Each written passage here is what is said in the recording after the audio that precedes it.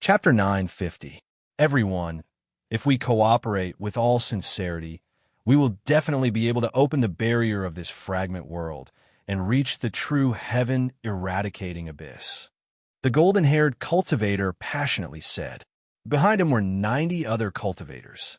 After confirming that there was a deeper level to the heaven-eradicating abyss, no one was willing to give up the qualifications to enter. This was because, including the essence, spirit corpses, all of the true treasures were hidden there. Let's begin. The 90 cultivators spread out, each group of 10 people forming a 9-pointed star. They simultaneously lifted their hands and pressed forwards. As time passed, it was like great waves washing away sand. Besides a few unlucky individuals, most of the powerhouses had already passed through the barrier of the fragment world. Those that remained had inferior cultivations. They needed more people to join forces in order to open the channel. But it was clear that the more people joined forces, the more difficult it was to achieve perfect coordination. After 6 consecutive attempts, all of them failed. Restlessness rose up in everyone's hearts. Everyone had a gloomy expression, and the atmosphere was heavy to the extreme. Let's not try. We can't open the channel at all. Staying here is just a waste of time. A cultivator clenched his teeth and roared. He turned to leave. Stop! The golden-haired cultivator shouted out. We will succeed. If you leave now, all of your efforts will be for naught. If you want to try, then continue. I want to accompany you. The golden-haired cultivator paled. Stop him. Who dares to stop me? You are courting death. No one knew how the slaughter began. Well, the cultivators who wanted to leave were torn to pieces by the crowd. Everyone's eyes were covered with a layer of blood. An hour later, the earth was covered in the stench of blood. Countless severed limbs piled up together, as if a corner of purgatory had arrived. Of the 90 cultivators, not a single one had survived. And what was most terrifying was that after they died, their corpses became incomparably withered. All of their blood had been sucked out and fused into the earth. And at almost the same time, in countless other locations in the fragment world, similar scenes were occurring. Even the cultivators that hadn't gathered together began to suffer the crazy pursuit of the native life forms of the fragment world. It was like there was an invisible strength that covered the fragment world, interfering with the minds of all life forms within its range. It caused them to become crazy and bloodthirsty. Finally, in the slaughter, they became a part of death. Holding the unconscious Zero in his arms, Qin Yu raced across the earth. His speed reached the limit, leaving behind a series of afterimages as the air crackled. This woman had already been unconscious for an entire day and night, and yet she still hadn't woken up. If it weren't for her aura constantly becoming stronger, he would have stopped long ago to forcefully wake her up. Suddenly, Qin Yu's complexion changed. A throbbing feeling drilled out from the depths of his heart. He looked down at the ground beneath his feet. Dark red blood appeared without warning, as if someone had splashed a basin of blood, drenching the ground. But soon, Qin Yu realized that his description wasn't too accurate. What was splashed wasn't a basin of water, but an invisible rain of blood that fell between the heavens and earth. As far as the eye could see, the earth had turned crimson, and the air was filled with a fishy stench. His feet shot up into the skies. As he floated in midair, he frowned. Lowering his head to look at his feet, he saw that his feet had been stained with blood at some point in time. It was as if the blood was a living creature that was continuously spreading upwards. He took a deep breath and strength shook within his body. But this wasn't able to force back the blood. Rather, it seemed to provide nourishment, causing the blood to become even richer and faster. Qin Yu's frown deepened. With a thought, the sun and moon force fields spread out, wrapping around him and isolating him from the outside world. The blood that spread to his body emitted a miserable scream. As if its roots had been cut off, it tumbled to the ground. Qin Yu relaxed a little. He lifted a hand and grasped the blood. A dark golden light surged in the depths of his eyes, and his complexion became increasingly dignified. It really was blood. No, there was something different about it. It was as if some sort of death and cursed strength had been injected into it, turning it into some terrifying medium. Chinyu wasn't sure what would happen to him if this blood invaded his body. But the mark of the eye of curse within him would definitely be triggered. That was a situation he absolutely didn't want to see. Thump! Thump! A loud thump suddenly echoed in his mind. Chinyu's complexion changed. He looked up into the distance. At this moment, he could feel an incomparably formidable strength. It was hidden deep within the earth, nearly fusing together with the entire world. Vast, boundless, limitless. It was like standing on the shore, facing the endless sea, or like walking to the summit of a mountain, looking up at the vast starry skies. A feeling of inferiority rose in his mind. It was like an ant and a great sun. The two were separated by countless levels. If it weren't for the sun and moon force field, if it weren't for the jade embryonic egg, Chinyu knew that he wouldn't have the qualifications to sense the existence of this strength. Could this be the legendary primordial spirit corpse? It was actually powerful to the extreme. No, if it was a corpse, then what was he hearing right now? A corpse was a dead object. No matter how powerful it was, a dead object wouldn't emit any sound. A thought suddenly leapt out from the depths of his heart. Could it be that the primordial spirit in heaven-extinguishing abyss hadn't died yet? A cold chill drilled out from the depths of his heart. In that moment, Chinyu felt as if all the blood in his body would freeze over. He's already dead. A calm voice sounded out from his chest. Zero left Chinyu's embrace, his eyes faint. Chinyu took a deep breath. How do you know? As he spoke, he discovered that his voice was incredibly hoarse, as if he had walked through a desert for hundreds of years. Zero glanced at him. I can't tell you whether it's true or false. Once you arrive, you'll naturally know. Chinyu licked his lips. I think it's best if I don't go. Zero said, This is your right. I won't force you. She turned and walked forwards, her steps swift and decisive. Chinyu looked at her back, a strange light flashing in his eyes. He used all of his strength to barely suppress the waves in his heart. Zero was still Zero, but she was no longer the one he had faced before. Possession? Divine division? Multiple personalities?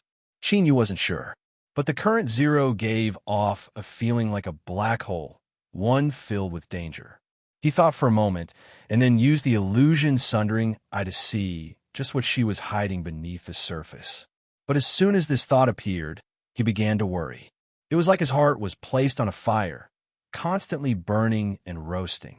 Then, Chinyu decisively suppressed this thought. Zero suddenly said, You are very smart, but a smart person should know that in this world, all harvests are directly proportional to the amount of effort you put in. If you want to obtain it, you naturally have to take risks. If the heavens were to fall down on you, then it must be poisonous or rotten long ago. Chinyu's heart chilled. He felt as if his entire being had been seen through. This woman's state was far too strange. His eyes flashed for a long time. He sighed inwardly and followed behind. Perhaps what you say is right. If I leave now, I won't be willing either. Zero didn't speak again. Her steps were light and slow, but wherever her feet landed, space rippled. They were incomparably weak, spreading out for 3 feet before dissipating. But as Chinyu followed behind her, his eyes became incomparably dignified as he looked at these spatial ripples. They seemed ordinary.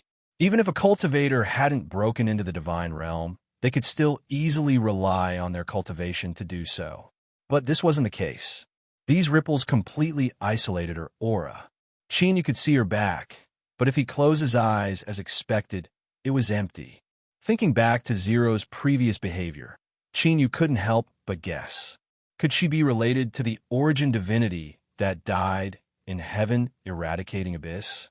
If so, then the reason he felt a sense of familiarity with her was because she was influenced by some external force. Chinyu was startled. He warned himself that he had to be more careful. Although Zero appeared to be harmless at the moment, who could guarantee that she wouldn't turn around and open her bloody mouth in the next moment? In this world, what could be said with certainty? In short, there was no harm in being careful. Following this, Zero's speed was much faster. She clearly knew where their final destination was. But Qin Yu's eyes began to unconsciously fall towards the earth. This was because at this time, the blood-soaked earth was undergoing a new change. Many deep blue, nearly black, bulges appeared on its surface. They were like thick and massive blood vessels. No, it wasn't just like it was. As Qin Yu looked closely, he could even see it constantly swelling and contracting. He could faintly hear the sound of blood rushing past his ears. What was this? An earth bloodline? He thought back to the beating sound he heard before and then looked at the blood vessels spreading out on the ground. Qin Yu rubbed the point between his eyebrows. He felt that today's events had gone completely out of his control. But now he was caught up in it. He was like a stone wrapped up in a raging torrent. He could only choose to drift along with it. As for what would happen in the end, not even the heavens knew. Suddenly, Zero, who had been walking in front, came to a sudden stop. She looked down at the earth, a cold light in her indifferent eyes. "You step back." Qin Yu's heart shrank. Without hesitation, he stomped his feet and drew backwards like a stone. In the next moment, as far as he could see, the crimson earth collapsed. Countless blue and black blood vessels howled out, entangling Zero in midair. In an instant, her entire figure was submerged in blood vessels. She was like a horrifying rice dumpling that was wrapped in layers. All the blood vessels wildly contracted and bound up, like giant snakes that were drawing strength. As Qin Yu was considering whether or not he should quickly run away, a dazzling light pierced through the blockade of countless blood vessels. Then a second, a third, a fourth. Each beam of light was like an unsheathed sword, able to cut apart all. Under this light, the blood vessels that were crazily tightening around him were cut into countless tiny pieces. Thus, blood gushed out. It was thick and foul, like ink that had been left out for too long and had gone bad. Zero's figure appeared. Her skin had been severely corroded. It was like ragged clothes that barely hung on her body. She lifted a hand and tore it off. At this moment, Zero was like a goddess descending to the world, not only because of her beauty, but also because of the boundless aura that surrounded her. Like the roaring of the sea, vast and mighty, she lifted a hand and grasped forwards. A trillion beams of light instantly gathered in her hand, condensing into a sword between her fingers. She raised her hand and slashed forwards. Qin Yu's eyes widened, shocked by the strength of this sword. What he didn't expect was that he could feel some kind of energy pulling him in from this sword.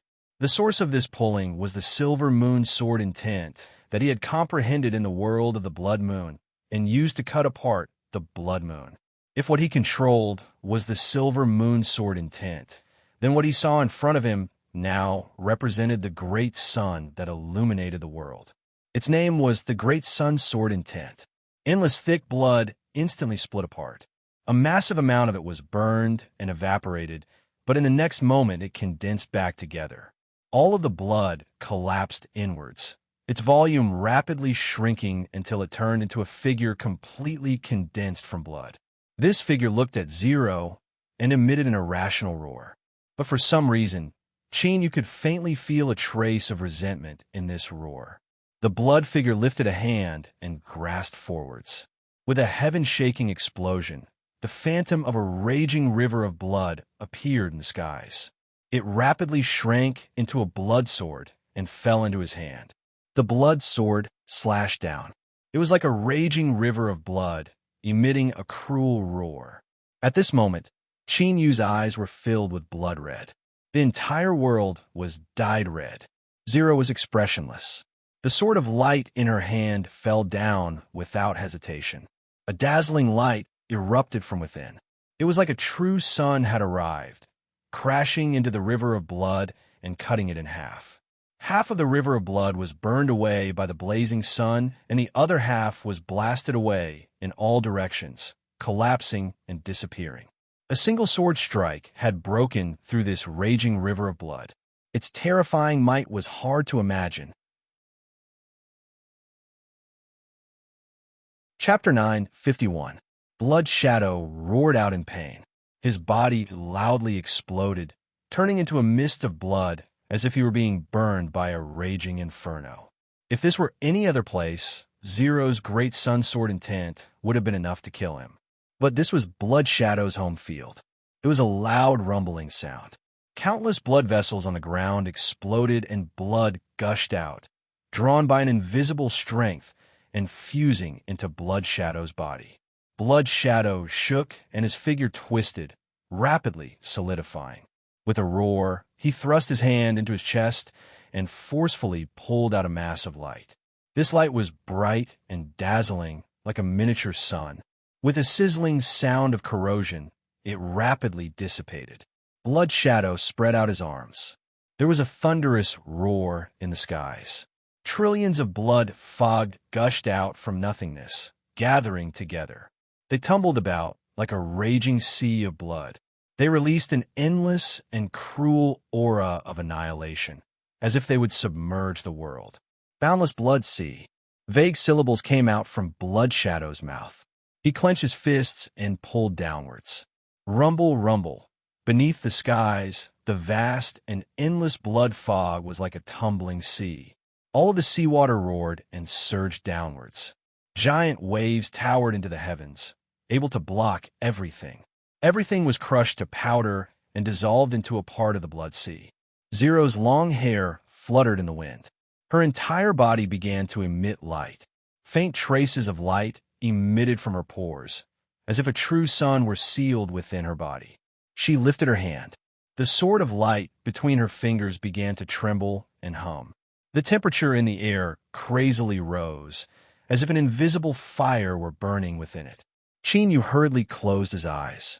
But even though his reaction was fast, he still felt an aching pain in his heart. Tears began to fall from his eyes. Then, in the next moment, he heard a loud explosion pass through his ears, carrying with it a strength that struck straight into his heart. It was like that strike that split apart the heavens and earth in the endless past, dividing the world from pure and turbid. Yu's chest tightened for a moment before relaxing. A sweet and bloody taste filled his nose and mouth. A wave of hot and icy cold air rushed towards him, sending him flying away. In midair, he endured the pain in his body and opened his eyes a slit. He saw that the blood mist that covered the sky with the power to overturn the seas had shattered into countless pieces.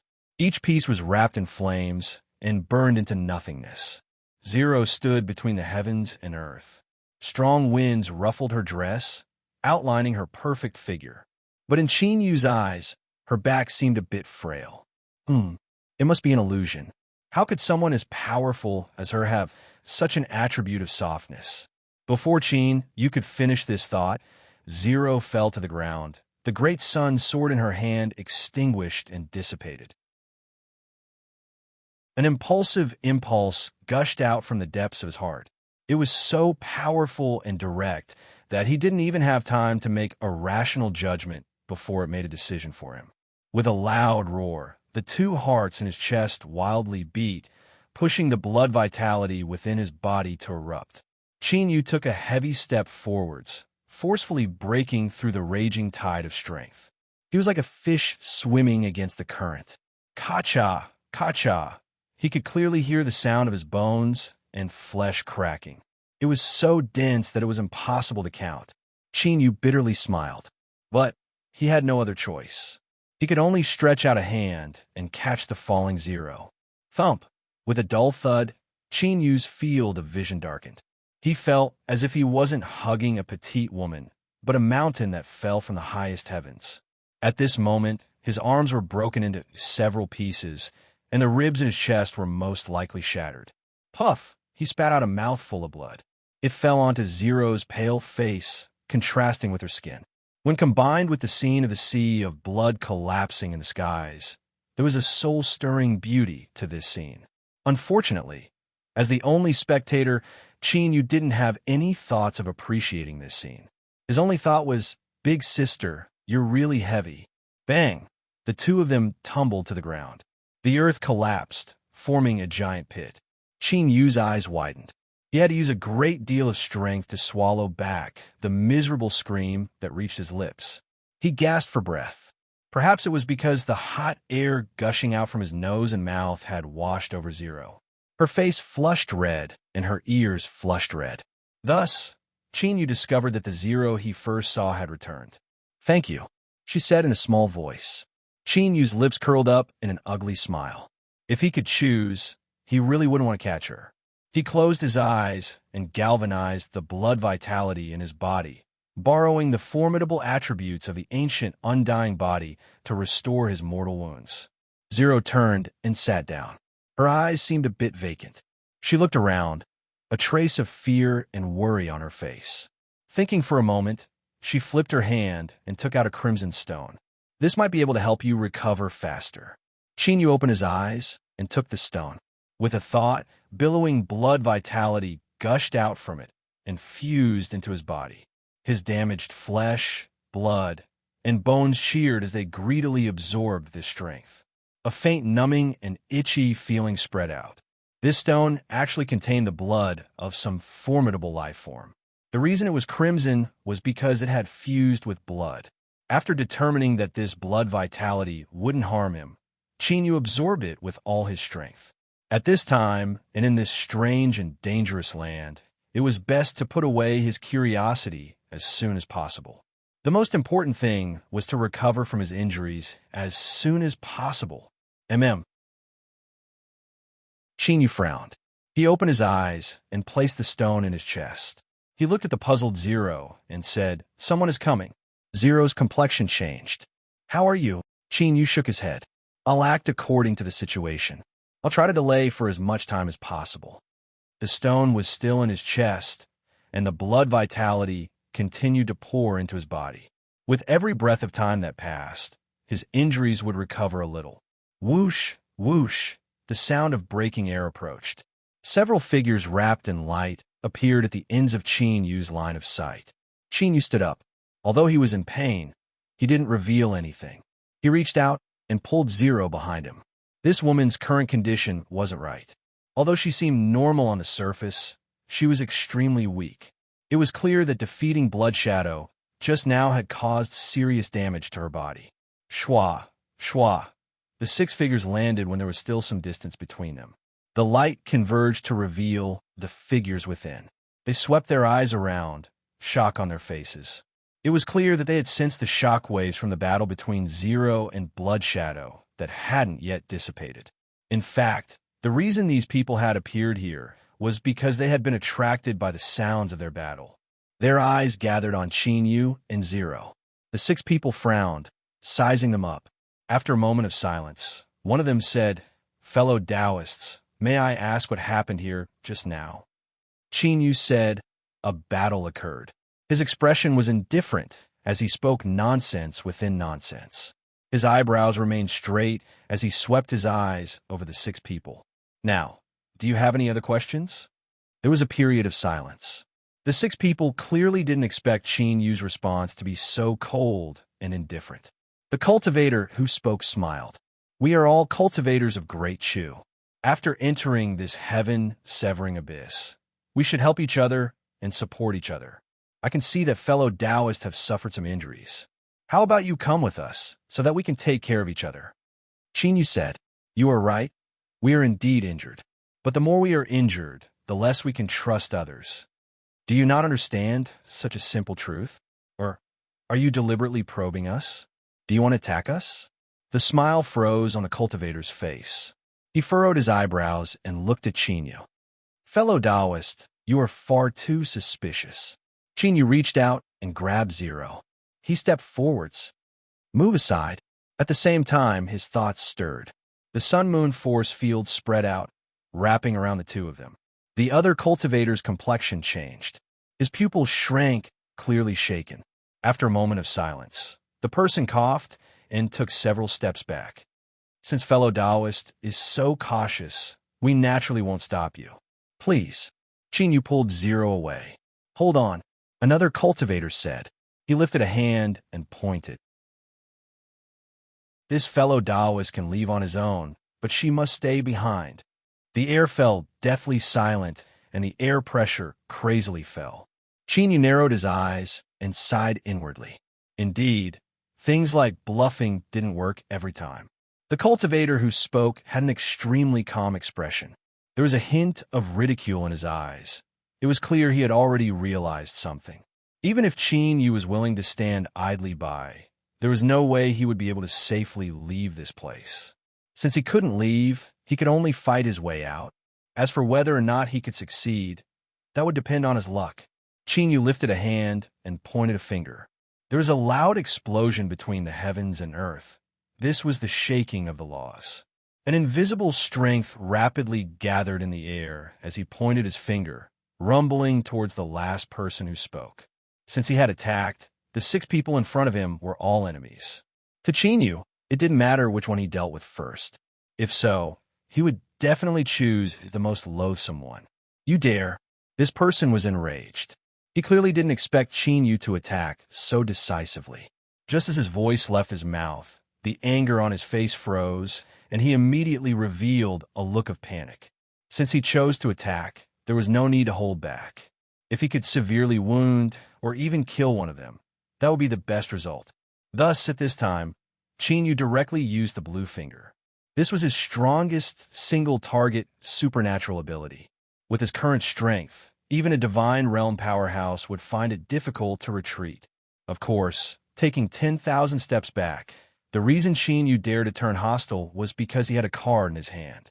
Once the situation collapsed, and he fell into a hopeless situation, even if he knew that unsealing the silver moon sword intent would bring him great danger, he couldn't care less about it. So, when he said it would depend on his luck from the start, it wasn't whether or not he could escape, but whether or not he could avoid the covetous eyes of the blood moon. Bang! With a loud explosion, space twisted.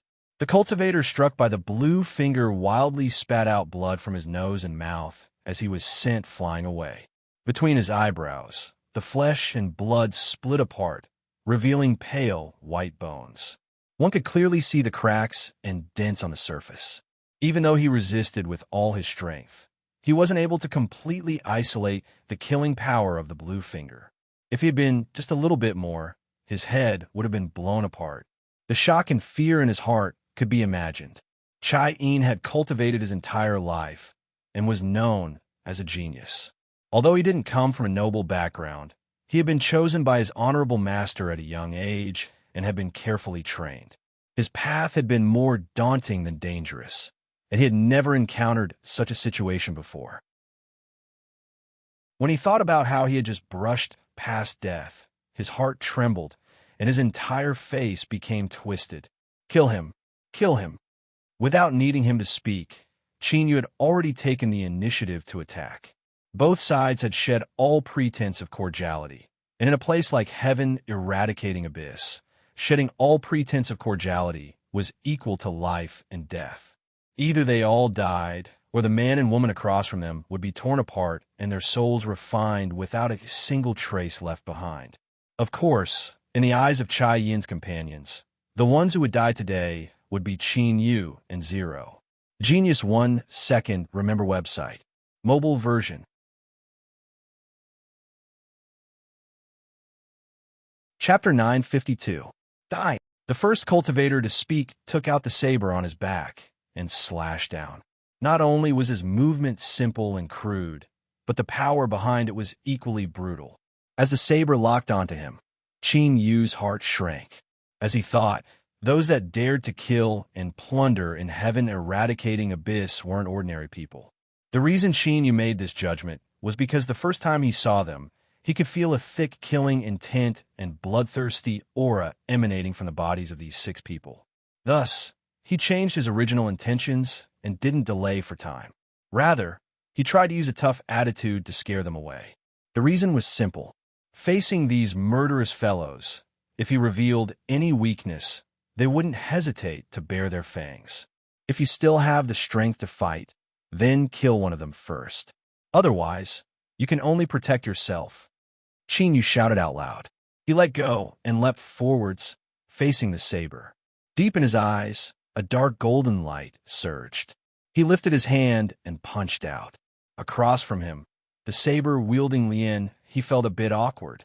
The might of Qin Yu's fist didn't seem too strong to him, but struck the weakest point of his saber potential. It was like a fishbone was stuck in his throat. Even if he had the ability to split open the heavens, he couldn't use even 30% of his strength. It was like his hands and feet were bound. Halfway through, he pulled his wrist down. The saber's slash turned into a pull, tearing through the air and returning. Qin Yu seemed to have expected this. His fist suddenly parted and his 5 fingers grasped forwards. The phantom of a copper mirror appeared in the depths of his eyes. Soul steadying. With a loud shout, a white light shot out from between his eyebrows. It howled through space and fell onto Lian He's body, causing him to stiffen. His eyes widened in shock. The saber in his hand emitted an explosive cry, spewing out terrifying saber light. Qin Yu took a deep breath. His 5 fingers pressed downwards. Great Tao, eternal prosperity. Bang! Between the heavens and earth, the phantom of a towering holy mountain appeared. It was wrapped in endless blazing holy light, as if it were burning. The mountain was divided into 7 levels, and each level had the phantoms of tens of thousands of holy spirits. They had snow-white wings on their backs, all of them prostrating on the ground in worship. At this time, the mountain phantom arrived. Humph! With a sneer, the 4 people attacked at the same time. Today's battle wasn't a fair one. As long as they killed their enemy, they naturally didn't care about their demeanor. Qin Yu's expression was as cold as stone. He stared at the saber master that was being pressed down the mountain. He faced the 4 people and spat out a single word. Wait! As soon as the word left his mouth, the flow of time between heaven and earth was suddenly affected. The 4 divine abilities seemed to have been slowed down. At the same time, the speed of the holy mountain suddenly increased by a large margin. The flow of time around it suddenly sped up several times. This caused a difference in time.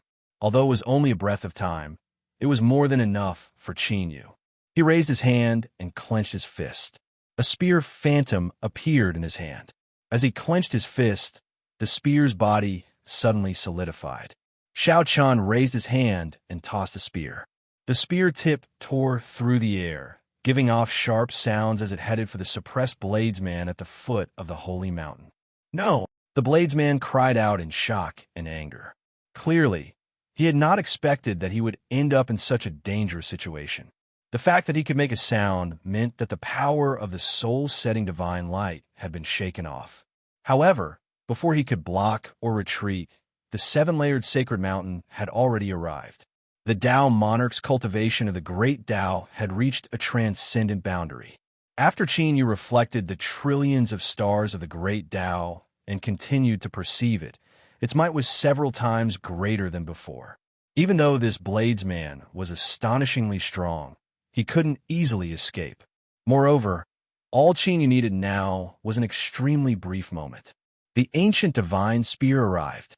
Puff! The spear point tore through flesh and blood, instantly piercing through the bladesman's chest and emerging from his back. After this strike, the spear phantom slowly faded away. All that was left behind was a bowl-sized hole. The bladesman's eyes widened and the light rapidly faded away. The flesh and blood around the wound wriggled as it tried to regenerate, but this was only the beginning before it completely lost its vitality. The rich aura of life rapidly vanished from his body until it completely vanished. Qin Yu didn't have time to look at the results of his battle. He twisted his body to avoid being struck in any vital spots, but in the next moment he felt a sharp pain spread through his body. Even though he was prepared, his vision still darkened and he nearly fainted. Without needing to look, Qin Yu could clearly feel his terrible condition. There were at least several dozen wounds on his body, and every one of them was bleeding. I must be a bloody person right now. As this thought raced through his mind, Qin Yu's 2 hearts wildly beat in his chest. He tried his best to control his mortal body, causing his flesh and blood to tense up. Then, the bleeding from his wounds disappeared. Even the blood that flowed out of his body seeped into his skin and was absorbed once more. He activated the ancient immortal body with all his might. The 4 cultivators across from him subconsciously widened their eyes. It was clear they were shocked by what they saw and didn't immediately continue attacking. This gave Qin Yu precious time to catch his breath. He crazily extracted the boundless blood energy contained within the red stone to restore his wounds. Lin Shui is dead. He's actually dead. A cultivator murmured with a bewildered expression on his face. They had known each other for many years, and the reason they entered heaven eradicating abyss this time wasn't for the origin god corpse. From the very start, the goal of these 6 people had been the group of cultivators that entered heaven eradicating abyss. Everything had gone smoothly, and they had made great harvests over the past several days. But who would have thought that in a battle of many against one, the strongest of them, Lin Shui, would be killed on the spot? A cold chill rose up in their hearts. When they looked at Qin Yu again, there was a bit more awe in their eyes. But soon, this awe turned into madness and cruelty. The stronger Qin Yu was, the more they couldn't allow him to live. Otherwise, none of them would have a good ending in the future. Now, in order to kill Lin Shui, Qin Yu had withstood the attacks of the 4 of them and had been severely wounded. So this was the best chance to kill him. This person must die. A cold voice echoed out. Every syllable contained a thick killing intent that was filled with cruelty and blood. After working together for so many years, the 4 of them were already familiar with each other. After a brief moment of shock, they erupted with their greatest strength. Their figures moved. The 4 cultivators each chose a corner to stand in. Their auras suddenly fused together. No, it wasn't accurate to say that they fused together. Rather, it should be said that their auras overlapped. They hadn't completely fused together, but they still produced a formidable increase in strength. This should be a kind of exquisite joint attack. It was clear that Qin Yu's sudden attack, not hesitating to heavily wound himself in order to kill the sabersman Lin Shui, had frightened the 4 of them. They chose the safer option and similarly used their most powerful method to kill Qin Yu in a joint attack. Bang! There was a loud explosion in the void, as if an invisible mountain had arrived. The air suddenly froze, like a frozen river. As for Qin Yu, he was suppressed within this frozen river. Kill! The 4 people roared out together. The frozen river broke apart. As it disintegrated, it caused the rules to resonate. It actually produced some kind of terrifying attribute blessing. In other words, everything in the ice river would be completely destroyed along with its own collapse. In this aspect, it was nearly the same ability as the destruction of a fragment world. But unfortunately, although Qin Yu couldn't stop the destruction of the fragment world, this frozen river couldn't kill him.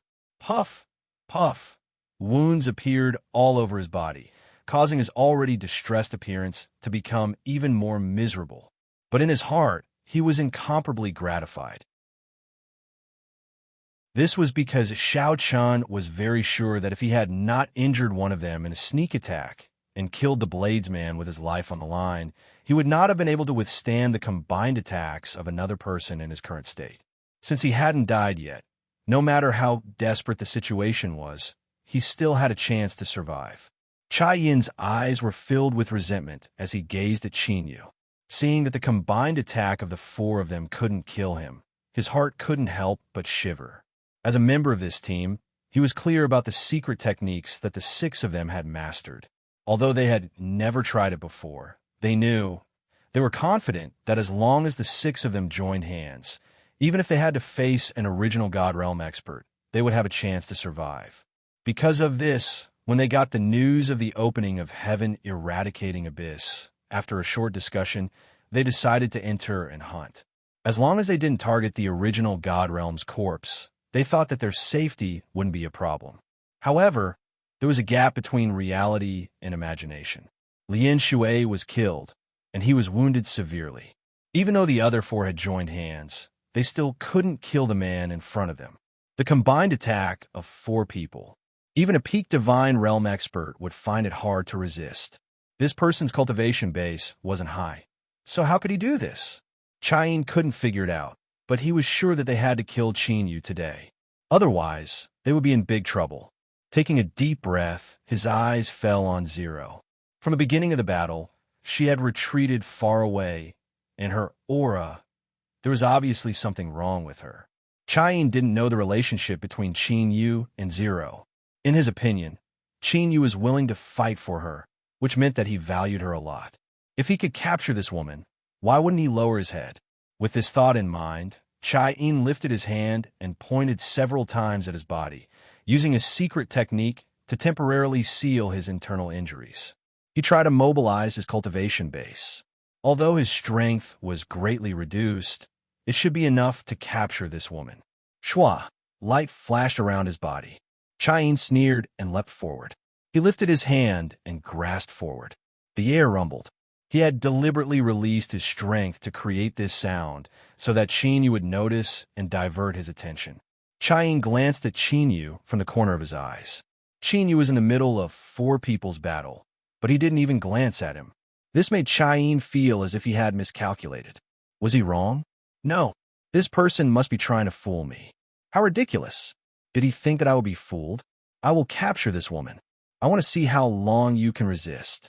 But the truth was that Qin wasn't afraid at all. He had seen Xiao-yin attack, and he didn't believe that Zero didn't have the strength to resist. Everyone had their own hidden cards. For instance, he was currently in a dangerous situation. But if he unsealed the Silver Moon Sword intent, he could easily kill and escape.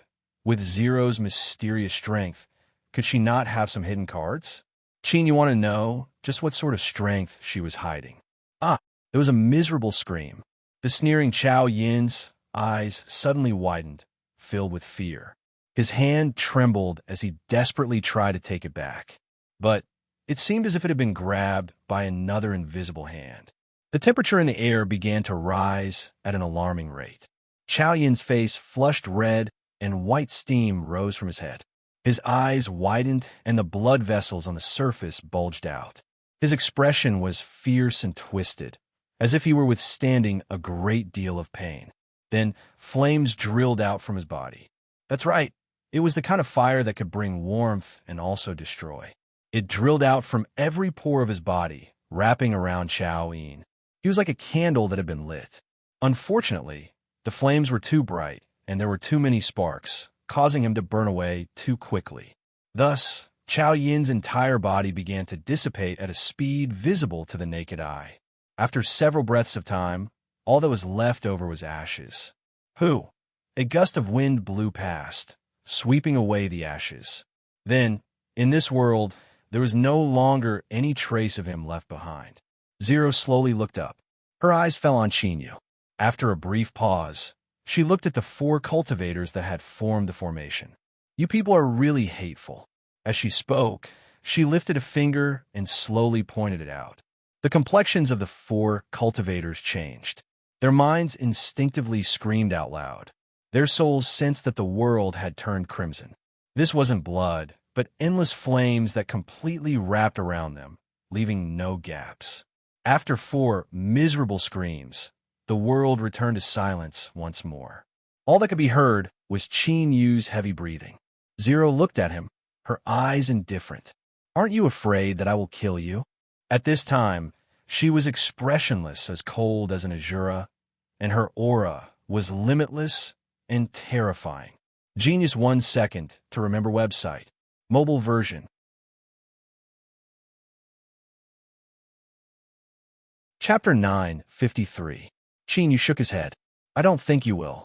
Why? Qin Yu thought for a moment. Because you should be hoping that I can find the primordial spirit corpse with you, even if I don't know why. Zero restrained her aura. Your guess is right, but that doesn't mean I won't pay a price.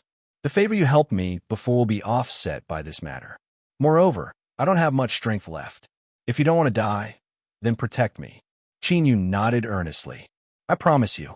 Zero closed her eyes and opened them again.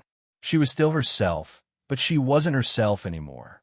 Her words were a bit tongue-twisting, but the meaning was clear. She looked at Qin Yu, panic and fear in her eyes. Her eyes were red. I am afraid. I don't want to die. It was clear she knew what had happened to her, but she was powerless to change it.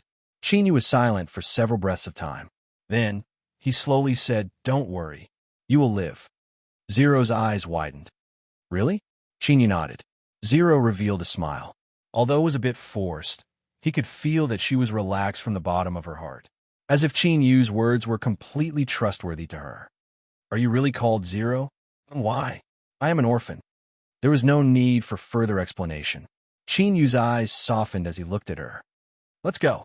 With that, Yu paused for a moment and stretched out his arms. If you're tired, you can sleep for a while, just like before. Zero bit her lips and nodded. She leaned into Yu's chest, closed her eyes, and soon fell asleep. Yu looked up.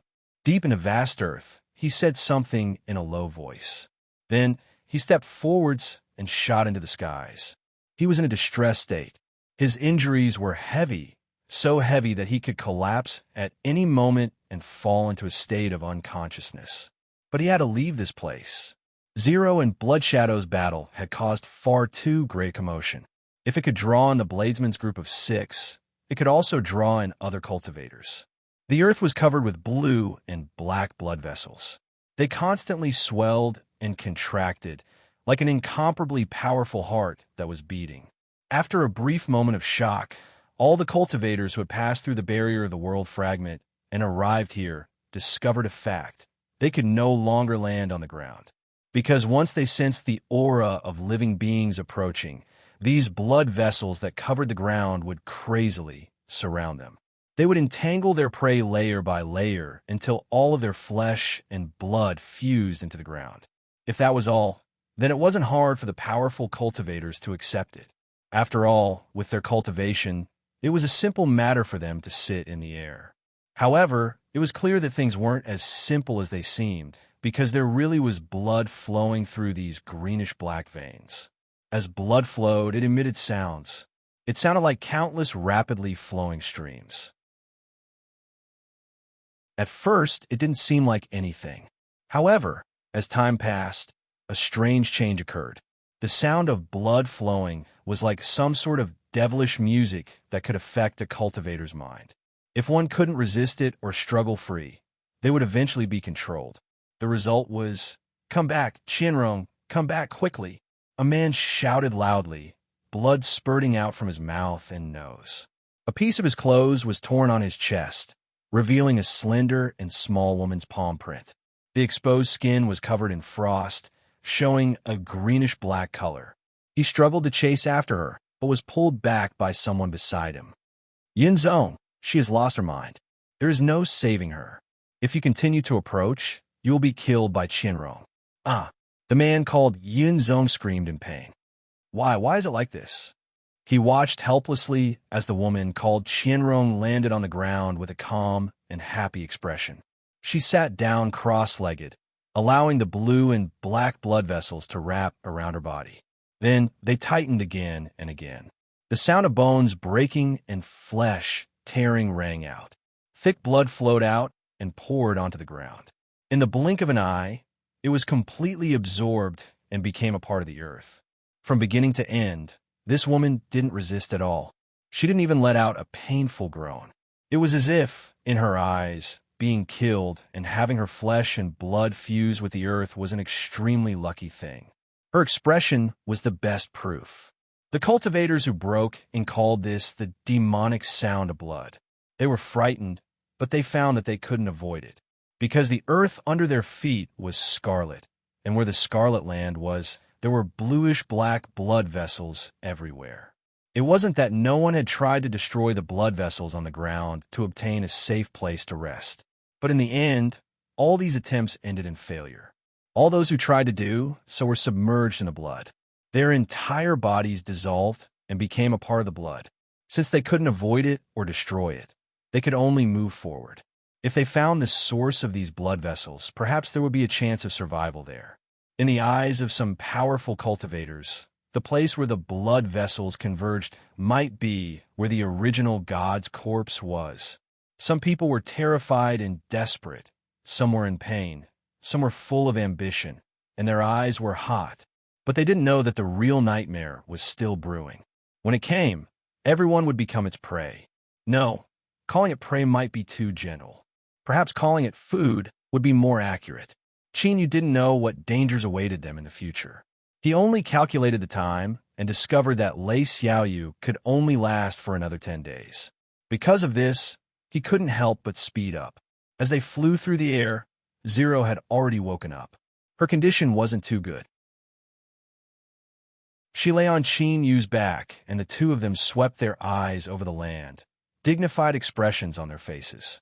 Along the way, they had already seen many examples of cultivators who took the initiative to die, so they naturally knew of the existence of the demonic sound of blood. Luckily, Qin Yu had the sun-moon force field as well as the existence of the jade embryo egg.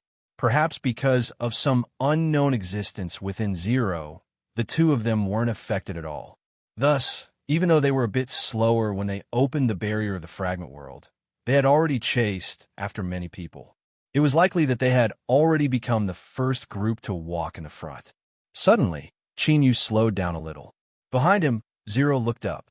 A camp was currently suspended in midair. There were bright lighthouses around it, and it was unknown what kind of fuel was used to light them up. Anyone who looked at it would feel a sense of warmth, and then feel a sense of security. Outside the camp, several pairs of eyes discovered Qin Yu and Zero, who had stopped. Someone cried out in surprise. Umph! But there were also people who sneered, their eyes filled with disdain and coldness. Li Hongye furrowed her eyebrows. She looked at Qin Yu and then at the pale-faced and weak Zero on his back. It was unknown what she was thinking, but her eyebrows furrowed even deeper and her eyes turned even colder. She stood up. Sword cries rang out all around her. Invisible sword intent condensed between the heavens and earth, crossing space to lock onto them. Qin Yu rubbed his temples. He had a helpless expression, but inwardly he wanted to cry and laugh. But thinking about it, with her cultivation, it was normal for her to walk in the front. It was just that his luck really wasn't too good. This was the third time he had encountered her. The Li family's sword addict Hongye. He had no idea what this woman was thinking, but her attitude towards him was getting worse and worse. Whoosh! With the sound of breaking air, Li Hongye grasped her sword in front. Her voice was faint and cold. I told you not to appear in front of me in the future. You clearly didn't remember.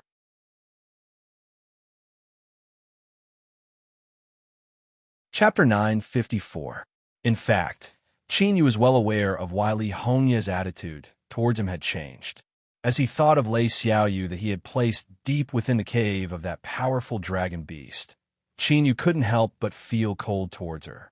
So after a brief pause, he said, If I leave now, can I make it in time? She never imagined that Qin Yu would have such a reaction, just like how she never imagined that Qin Yu would lower his head and leave. As expected, after being struck by the divine seal Saint Stone, his self-confidence had been completely destroyed. Even his own pride had been destroyed. For some unknown reason, anger gushed out from the depths of her heart, and Li Hongye's complexion turned even colder. It's too late. She lifted her hand, and the humming of a sword filled the air. A cold and sharp feeling rushed towards him. Although they were separated by a great distance, Qin Yu could still feel a stabbing pain on his face, like a cold winter morning wind brushing past his face. At this time, Qin Yu couldn't help but praise deep in his heart. She was truly worthy of the title, a sword maniac. In a short 10 days, Li Hongye's sword cultivation had progressed a great deal. As expected, true cultivation geniuses did exist in this world. From the very start, Qin Yu had a clear understanding that he was only an ordinary person. The reason he was able to advance to his current boundary and possess strength that allowed him to overwhelm his peers and even jump ranks to fight was all because of lucky chances and hidden cards he had obtained. Although lucky chances and luck were also a part of a cultivator's strength, in terms of talent, Qin Yu was inferior to others. Of course, this wasn't to belittle himself.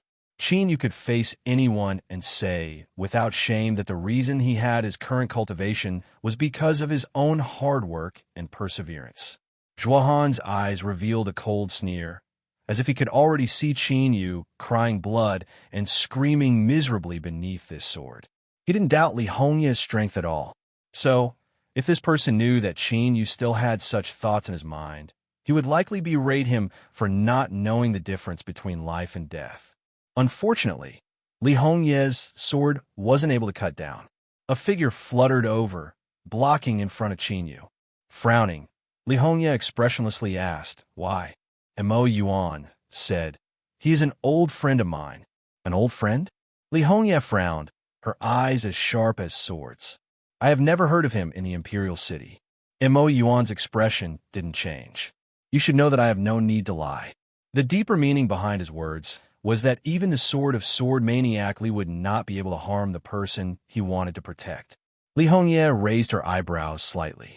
Her originally indifferent face became even colder. She actually looked more manly and heroic. What he meant was, since you're so confident, why don't we try and see if the sword in my hand can pass through your protection?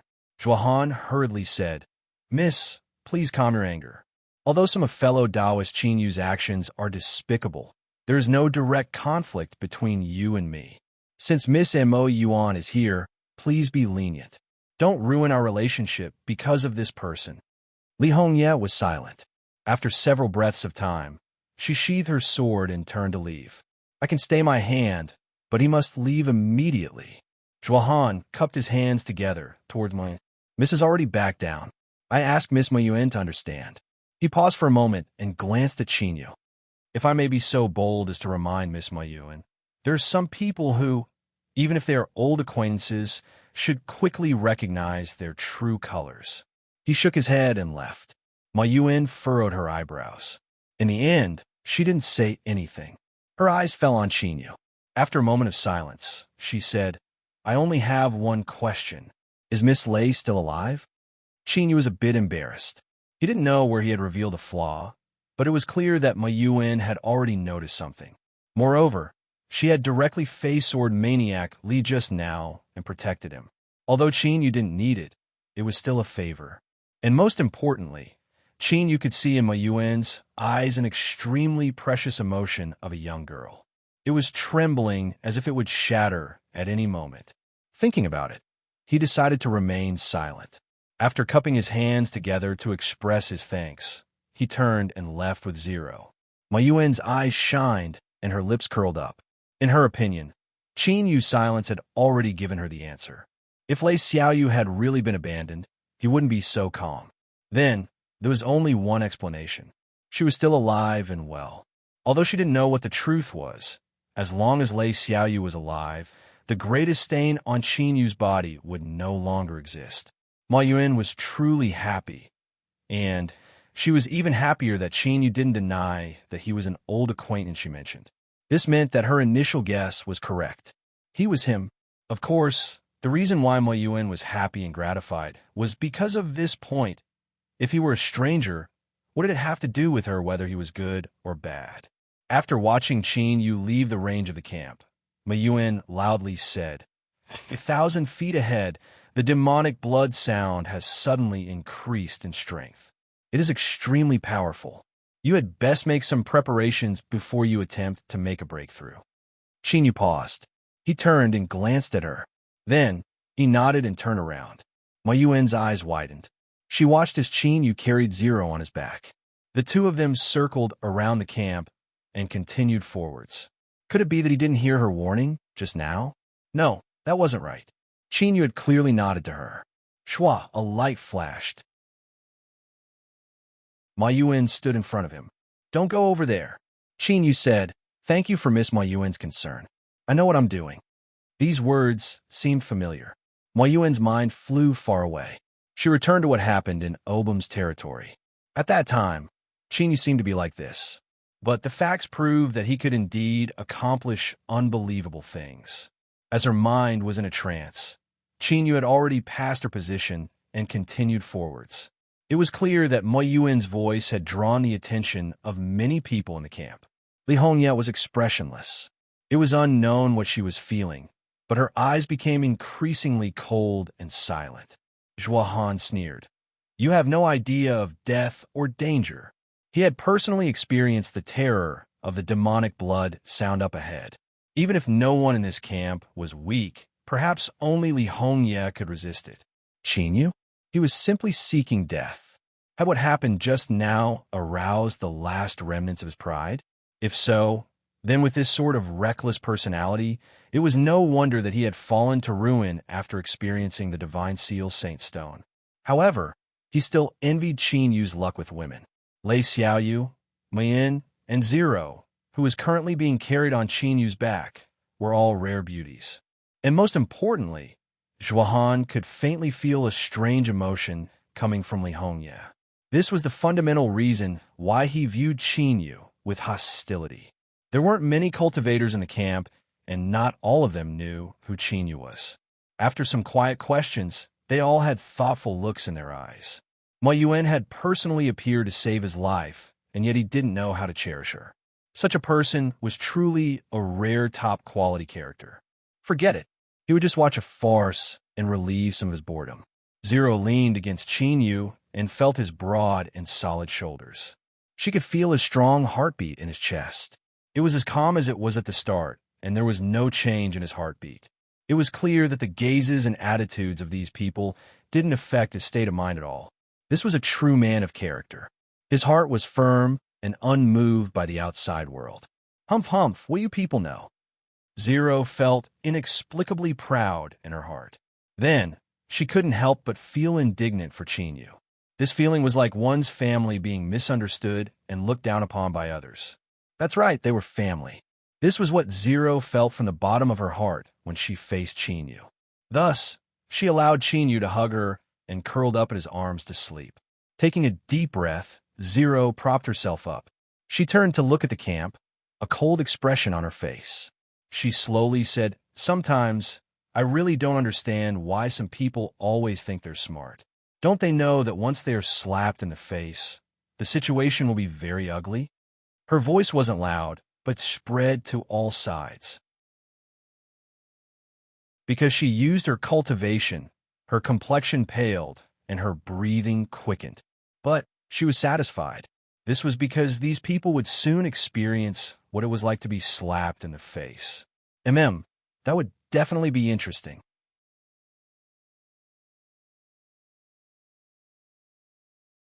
Chapter 955.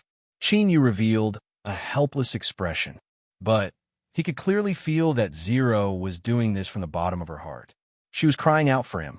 So, when he looked back at her, Yu only smiled and secretly mocked himself. His self-cultivation was still far too lacking. He wasn't moved by the outside world, or it was more accurate to say that he was suppressing the emotions in his heart. Thus, at this time, he felt a bit pleased.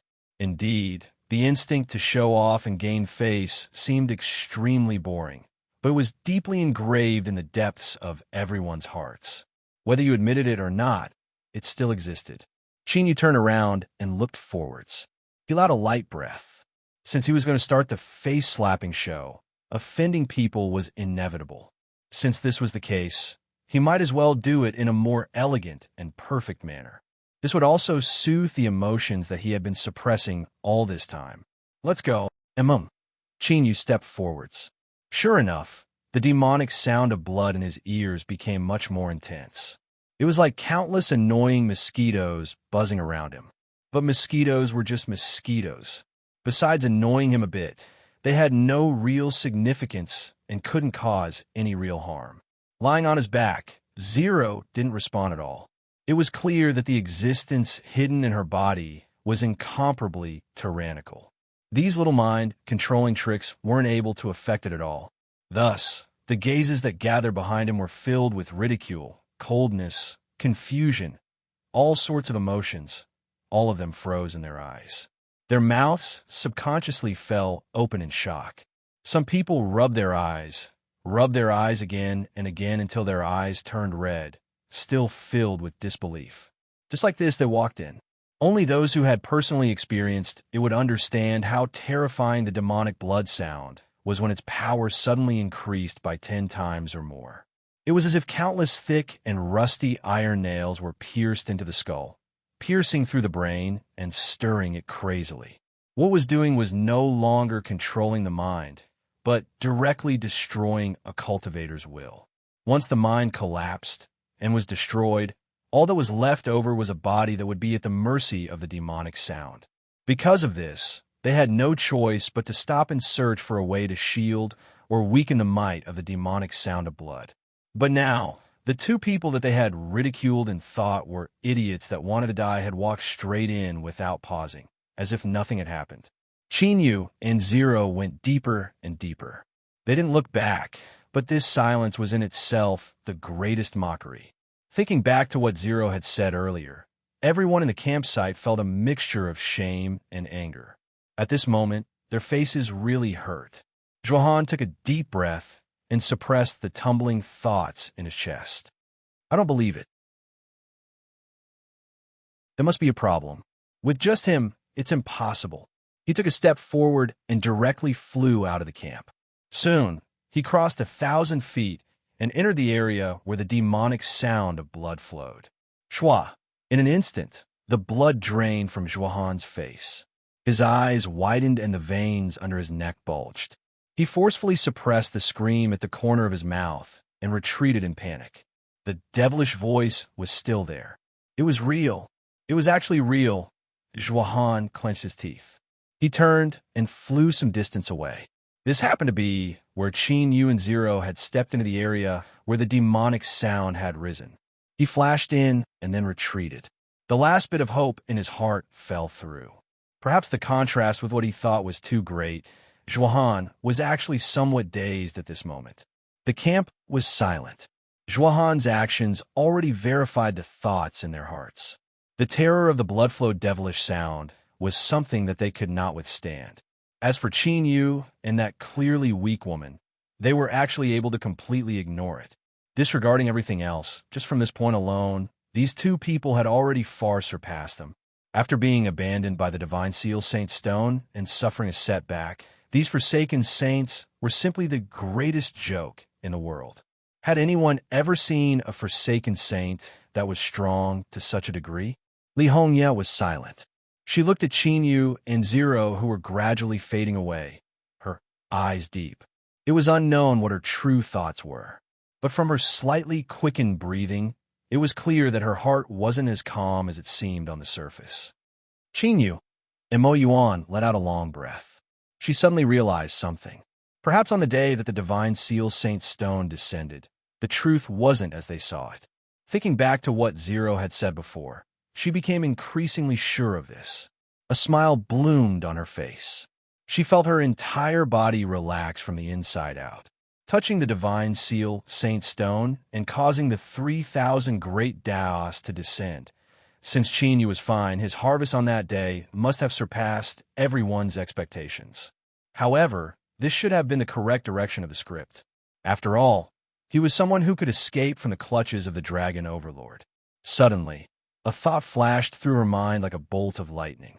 Mo Yuan thought of the mysterious cultivator who had suddenly appeared that day and joined forces with her father to kill the Dragon Overlord. Could that person also be Qin Yu? The more she thought about it, the more likely it seemed. On that day, after the Dragon Overlord was killed, Discipline Firmament had carried out an extremely strict investigation. But they hadn't been able to find any information about that cultivator. It was as if he had appeared out of thin air in this world, and then suddenly disappeared at a certain moment, leaving no trace behind.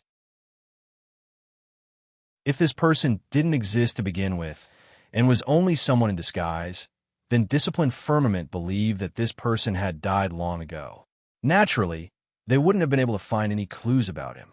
If so, then all of this could be explained. Mo Yuan suddenly laughed. She laughed at her own shallowness and also at the ignorance of those around her.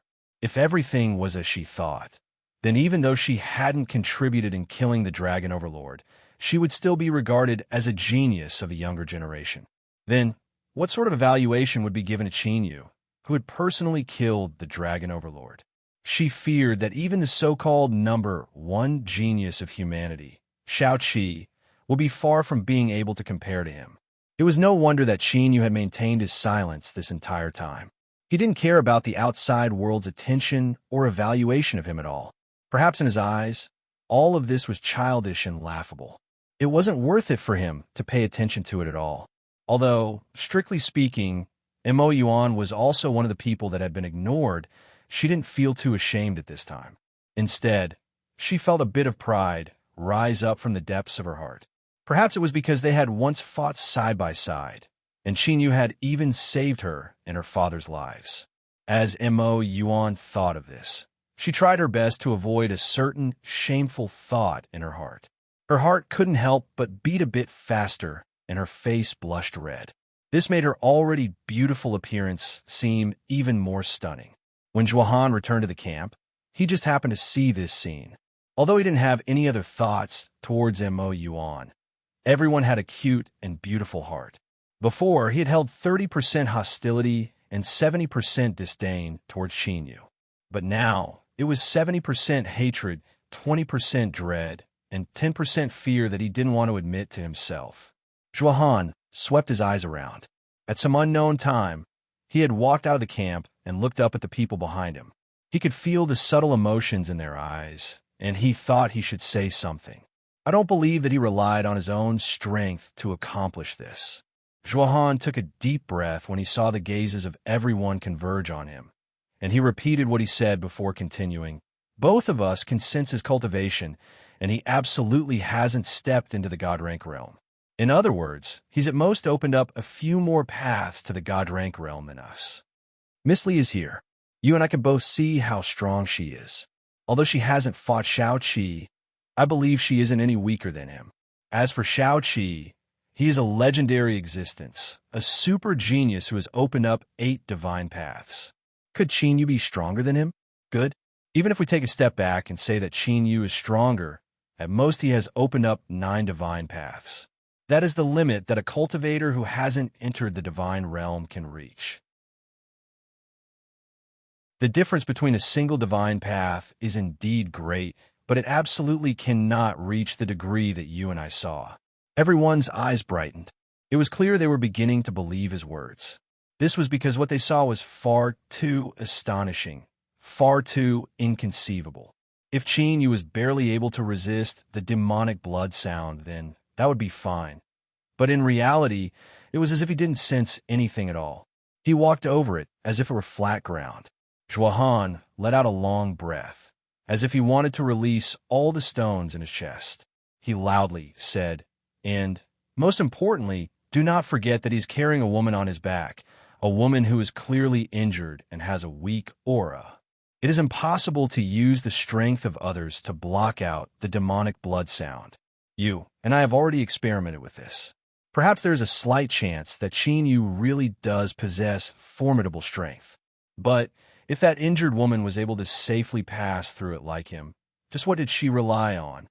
Treasure. Outside the camp, a cultivator blurted out. Everyone else's eyes brightened. Then, they revealed looks of annoyance and regret. Zhuohan coldly sneered. That's right. I think the same as everyone else. It seems that we have all been played by this fellow Taoist Qin. He deliberately used this sort of shocking method to step into the area of the demonic sound before we could even react. He avoided the danger of the treasure being discovered and easily escaped. I have to admit that after meeting fellow Taoist Qin Yu twice, his impression of me is constantly changing. But no matter what, he is a truly intelligent person, and I truly admire him. But I still have to say that he is nothing but a despicable person. Disregarding you and me, Miss Nguyen didn't hesitate to confront Miss Li Hongye for him. But this person didn't even reveal the slightest intention of bringing Miss Mo Yuan away with him. I think he did this to prevent the treasure from being discovered by us ahead of time. Although fellow Taoist Qin Yu's actions are reasonable, I still believe that it is, as I said just now, that he is truly a despicable person. So, Miss Mo Yuan, you really shouldn't protect him. His last words had a hidden meaning. If you didn't protect him and Li Hongye attacked, he would have been severely wounded, if not dead. How could he have stepped into the area of the demonic sound and escaped so easily? Perhaps the treasure on his body had already fallen into the hands of everyone else, and this problem would have been easily solved. Although he didn't say it explicitly, everyone here was an intelligent person of their generation, so they naturally understood. Although they knew that Zhuohan's words were hindsight, they still couldn't help but feel a sense of blame. Thus, there was a bit of emotion in their eyes.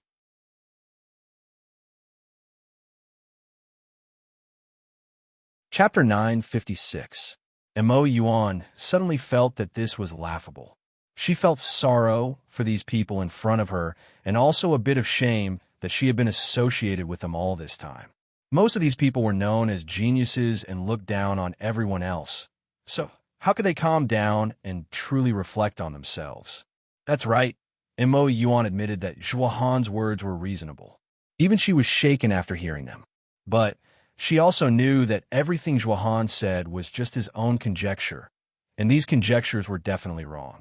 Qin Yu wasn't a vile person, but they were. Feeling the hidden gazes from all around her, Mo Yuan thought for a moment and decided not to explain. She glanced at Zhuahan and lightly said, "Perhaps what you said is right. Since I made a mistake, it wouldn't be good for me to continue dragging everyone down. Let's part ways here." As she finished speaking, Mo Yuan turned and left. Her figure flickered several times, and she vanished from sight. This result surpassed everyone's expectations once more. Everyone outside the camp was shocked and stunned. It was clear that none of them thought that Mo Yuan would have such a violent reaction and directly part ways with them. In all fairness, everyone was well aware that in the entire camp, besides Sword Maniac Li, Mo Yuan was the strongest. Moreover, she cultivated the bright guard cultivation method that naturally restrained all demonic arts. Her resistance to the demonic blood sound wasn't any weaker than Sword Maniac Li's. Originally, everyone had been discussing how to design an array formation with Li Hongye and Mo Yuan as the center. They would work together to resist the demonic blood sound in front of them. But now, before this plan could be carried out, it had died in the womb. Qin Yu had left, vanishing from sight. It was likely that he had passed through the area where the demonic sound was strengthened and no longer had any thoughts of taking the treasure in his hand. Now, Mo Yuan had also left. What were they to do? Thus, some people looked at Zhuahan with ill intent in their eyes. Even if you're smart and can find the crux of the matter from the smallest details, why do you have to target Mo Yuan? This was the kind of person that spoke too much and deserved to die. Zhuahan's complexion darkened, but facing these gazes, he couldn't reveal anything. He had already incurred the wrath of everyone. If he said anything else, they would surely tear apart any pretense of cordiality.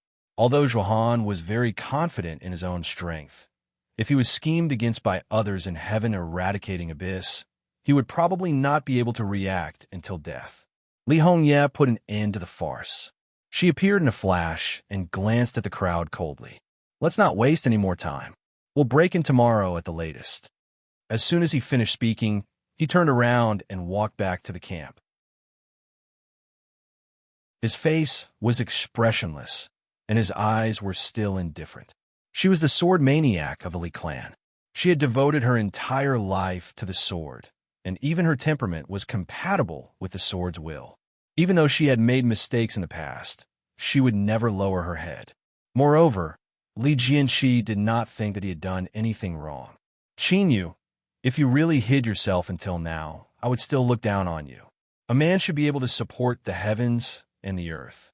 There was no need to hide his head and show his tail, not daring to walk openly in the world. You and I will meet again. At that time, the sword in my hand will defeat you."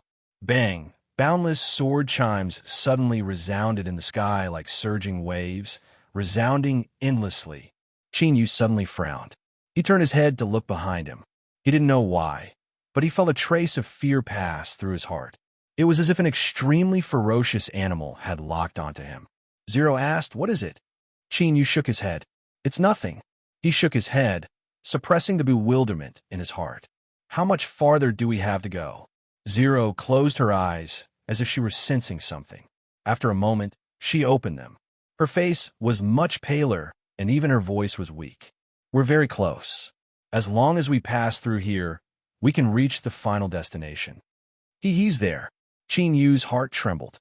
Zero had once said that the original god that perished in heaven-eradicating abyss had thoroughly died.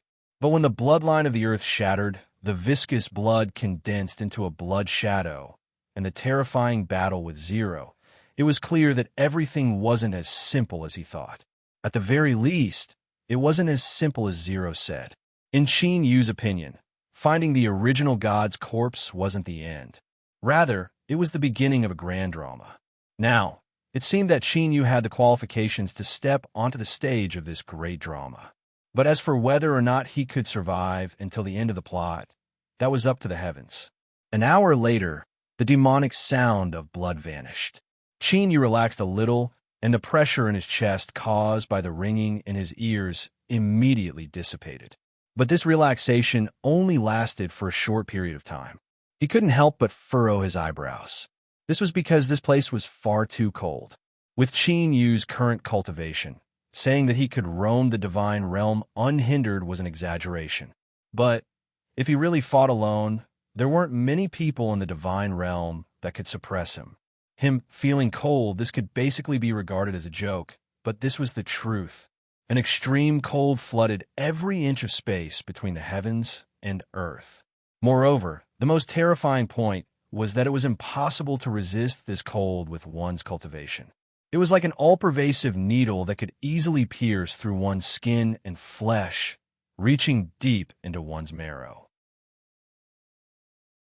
"Ah!" Zero cried out. A faint blue color appeared on her pale face. Her body shivered. She subconsciously hugged Chinyu, as if she wanted to fuse herself into his body. "So cold." Chinyu let out a breath. The white fog instantly froze, turning into tiny ice shards that fell to the ground. At this time, he didn't need to stimulate them. Within his chest, his two hearts were beating with all their strength, pushing his blood energy to boil and roar. The powerful attribute of the ancient undying body, under the onslaught of the extreme cold outside, completely erupted. 1,000,000,000,000 years ago, the world was called the Great Desolate. There were ancient races that were born in this land of bitter cold. They were 100,000 feet tall and possessed infinite might. With a lift of their hands, they could pluck the stars and moon, and with a single step, they could collapse mountains and crack rivers. At that time, the environment of the Great Desolate was far harsher than where Chinyu was now. Even so, the ancient races still managed to survive and flourish for a time. Now, although the ancient races were nearly extinct, the strength that was fused into their bloodline was still completely passed down. The power of ice cold. Unless it was so tyrannical that even the world itself was frozen and the rules couldn't operate, it had never been a problem for the ancient races. In Chinyu's perception, that incomparably terrifying cold began to rapidly fade away like a tide. He felt that right now. He was like a blazing furnace. Even an ice mountain that supported the heavens could be easily melted away. Zero's complexion rapidly improved. Her frozen limbs and body were restored to warmth. She felt as if she were hugging a red-hot stone. All of the cold was forced back, unable to approach again. Everyone had their own secrets. She was smart enough not to ask too many questions. Instead, she pressed herself closer to Chinyu. Her entire body was warm, and an incomparably peaceful feeling lingered around her. Even the discomfort from her injuries dissipated a great deal. "Are you all right?" Then let's continue on our way." After a simple exchange, Chinyu stepped forwards. Although he could cross thousands of feet with a single step, his speed was much slower than before. Gradually, the cold in the air became increasingly heavy. If it weren't for the ancient race bloodline's formidable resistance to the power of ice, Chinyu didn't doubt that he would have already frozen to death. Suddenly, Chinyu stopped. The ground was extremely cold and had been frozen solid. But now, wherever he stepped, it began to slowly melt, releasing faint traces of white fog. As the fog lingered around him, Chinyu narrowed his eyes. He was sure that he wasn't seeing things. There really was a snowy plain in front of him. Furthermore, he vaguely felt that this snowy plain seemed very familiar to him. After a brief silence, Chinyu continued forwards. After a moment, the snowy plain grew closer and closer. His eyebrows furrowed even tighter. When he stopped again, he could confirm that this snowy plain was exactly the same as the one where heaven-extinguishing abyss had descended. It was like a mirror, reflecting the snowy plain and projecting it here, falling in front of Chinyu. But it was clear that this identical snowy plain was far colder than the snowy plain outside. In fact, Chinyu wasn't sure whether the one between these two snowy plains was a reflection or not. Perhaps it was more likely that the one outside was the shadow. After all, in this world, There was no reason for a shadow to be more terrifying than the main body. Since he could see the same snowy plain, could there also be an earth-shattering abyss in the center? Chinyu pursed his lips. He lifted up Zero's body and continued forwards. Guesses couldn't solve any problems. Only his own eyes would give him the final answer. The snowy plain didn't seem too far away and appeared in his line of sight. But the truth was that approaching it wasn't simple at all. Perhaps it was because the space here could not withstand the coldness that exceeded the limit, so it became wrinkled and twisted.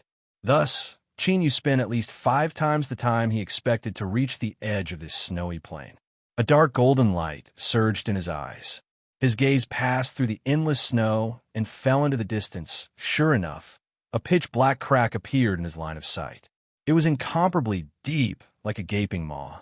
This wasn't a description, but the first thought that popped up in Chinyu's mind when he saw it. Then, an intense fear rose up in his heart. It was like this pitch-black crack could open at any moment and reveal countless sharp fangs that would tear him to pieces. Chinyu froze. He didn't move, as if he were prey that had been locked onto by a natural predator. Cold sweat began to drip down his forehead, soaking his robes. Behind him, the shock and fear in Zero's eyes suddenly faded away like a tide, turning into an icy cold indifference. She was like water quietly flowing beneath a block of ice, without the slightest ripple. After quietly looking at the snowy plain and the silent crack in the ground, she lifted a hand and patted Chinyu's shoulder. Her voice was light. "We've arrived." With this pat, Chinyu immediately broke free from that inexplicable state of extreme fear. He gasped for breath and subconsciously drew backwards. Zero said, "In this world, fear is the most meaningless thing. If you can't even overcome this, how can you climb the great Tao?" She closed her eyes. "Let's go. I can't wait to see my old friend." Her aura vanished. Zero opened her eyes once more. After a brief daze, she violently coughed. Drops of blood splashed out from between her nose and mouth. As they fell onto Chinyu's scalding flesh and blood, they immediately evaporated into mist. Taking a deep breath, Chinyu suddenly understood why he felt an inexplicable sense of guilt when facing Zero, and why he wanted to do everything in his power to ensure her safety. So it was her.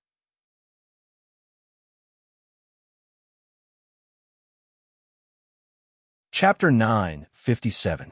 In the Obom Weave, Chinyu had decided to kill the fallen human array, Master Qinglin, in order to ensure that the primordial unity Azure Gold Array wouldn't be broken. This person was incomparably strong, and the reason Chinyu was able to succeed in the end was because he had risked his life to buy time for him. This person's name was Wan. In the end, his mortal body had collapsed, leaving behind only his head. Before he died, Chinyu had made him a promise. Zero was the person that Chinyu had promised one that he would find. He flipped his hand and took out a jade bottle.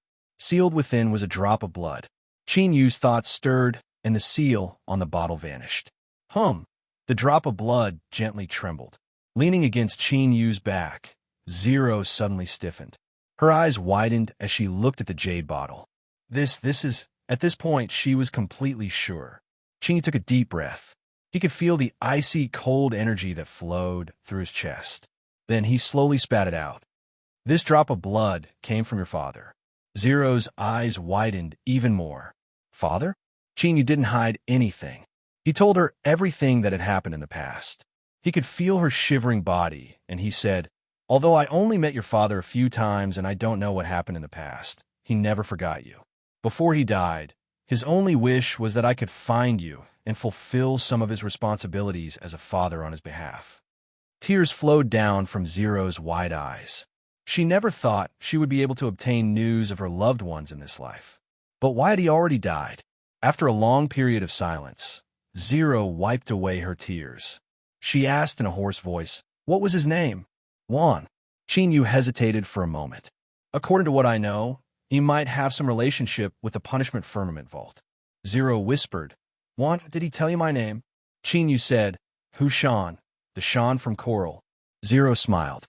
"So I also have my own name." "Hushan, my name is Hushan." She closed her eyes and leaned her face against Qin Yu's shoulder. You should be considered a friend of my father's. According to seniority, I should call you uncle. This feeling is very strange.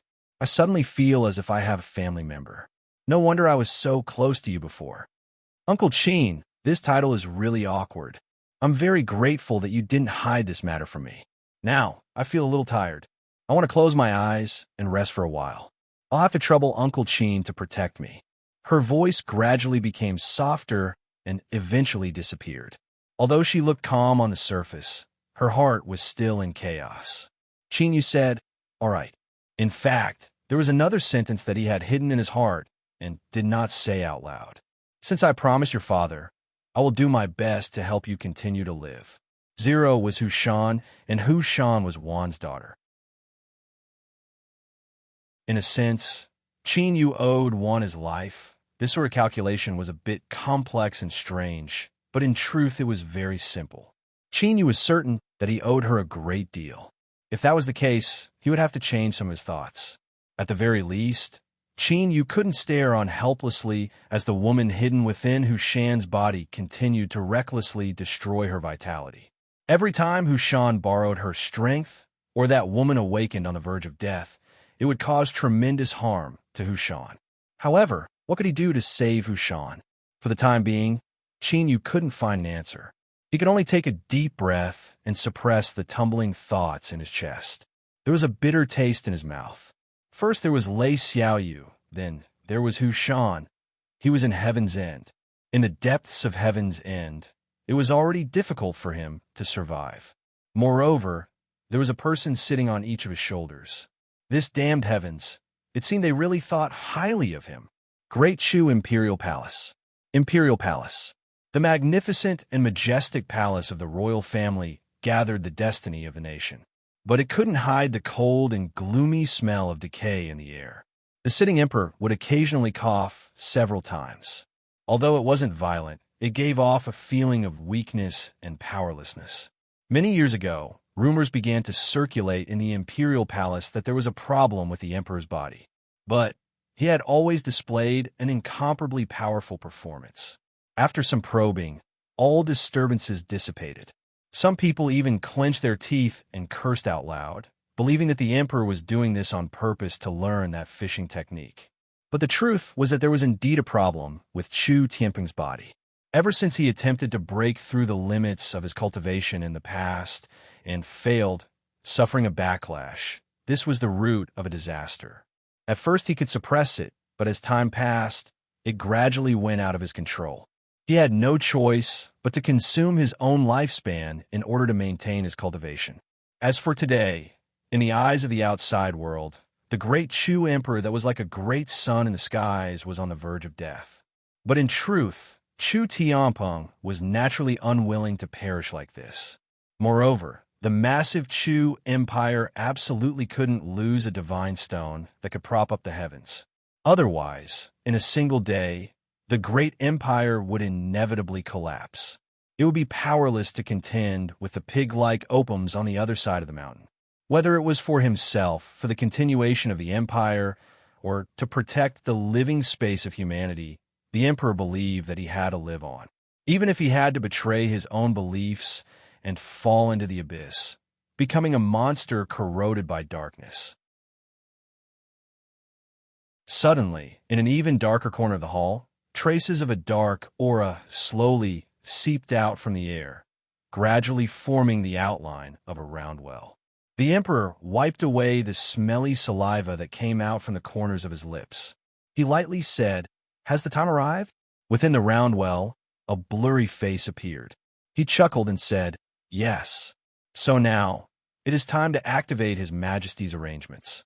The emperor indifferently nodded. He lifted a hand and stretched out his 5 fingers. A mass of blood red appeared. It was an incomparably exquisite blood jade the size of a palm. It was dark red and flawless. Pa! With a light sound, the blood jade shattered into countless pieces that tumbled downwards. But they began to dissipate in midair. Before they even touched the ground, they vanished without a trace. Within the round well, the blurry face laughed. "Your Majesty, make your preparations. Once the sacrificial items are prepared, I will open the channel, and I will personally descend. The emperor was expressionless. This solitude will be waiting for you. Schwa. The round well, phantom vanished. As this seemingly simple scene ended in the extreme imperial palace, the highest will of the empire arrived at the front lines of the war. Ever since the war with the Opiums began, several elite legions of Great Chu that had been carrying out secret missions began to move. The back of the mountain separated the two races and stretched for trillions of miles.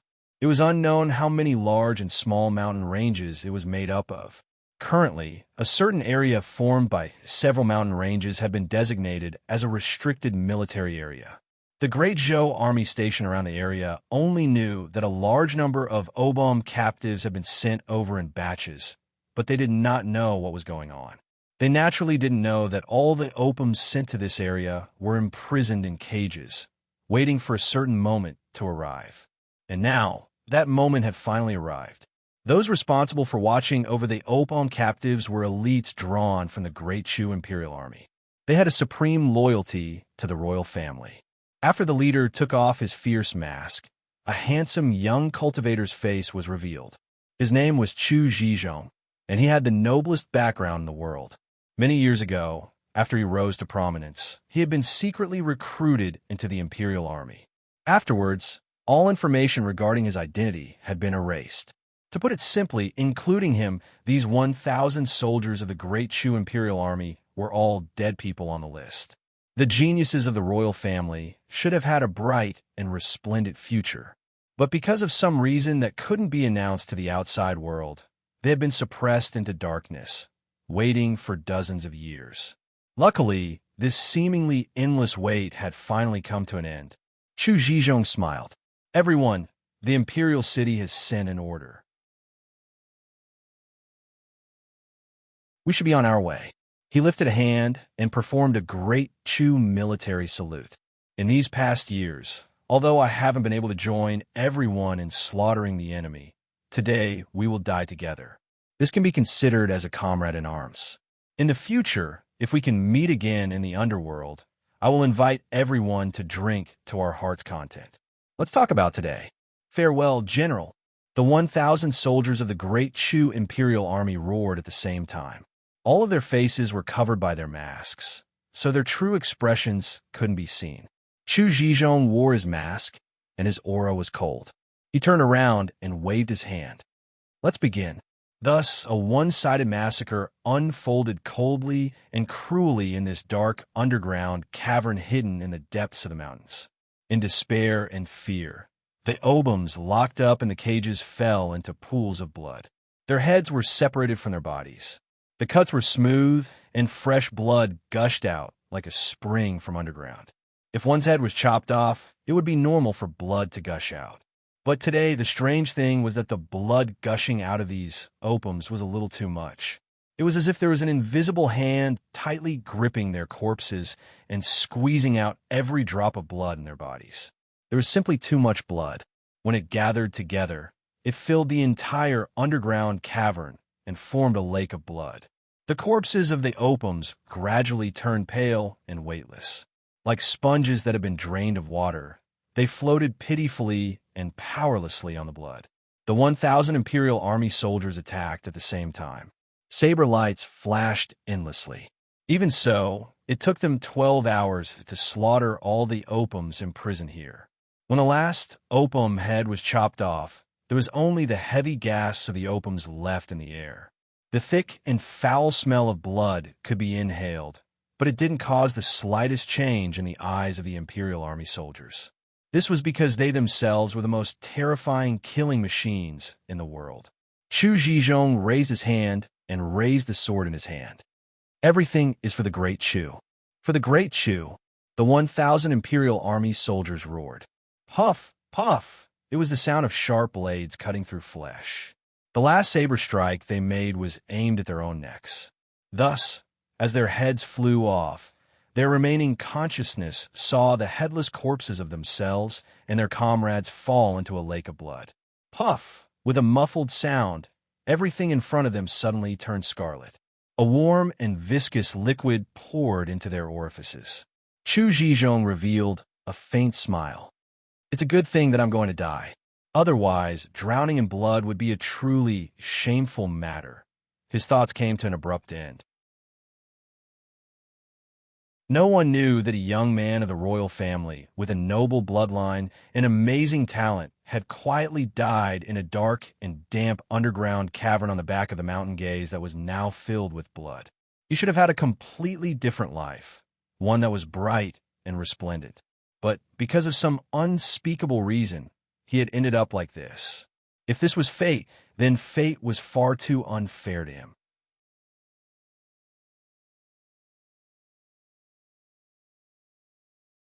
Chapter 958. Before he died, deep in his mind, Chu Zhizhong thought that fate was unfair. He didn't know that besides him, many people had ended their lives in the same way he did. Looking at the back of the mountain, there were at least 10 similar caves at the front line of the war against the Obums. Besides that, in the Obum territory, some hidden forces of the human clan had cooperated with each other to destroy themselves. They had exploded with terrifying power and turned the Obum cities into purgatory. Also, in the Empire, the Heaven Punishment Bureau had taken action without any warning. After reading out the evidence of their crimes, they had killed 13 traitors. Corpses were strewn everywhere, and blood dyed the earth red. There was no right or wrong in the war between races. Putting aside the dead Obums, the majority of the traitors who were killed by the Empire could be considered innocent. But to Emperor Shi Huang, none of this was a problem. As long as he could live, it didn't matter if the casualties were 100 or 1,000 times more.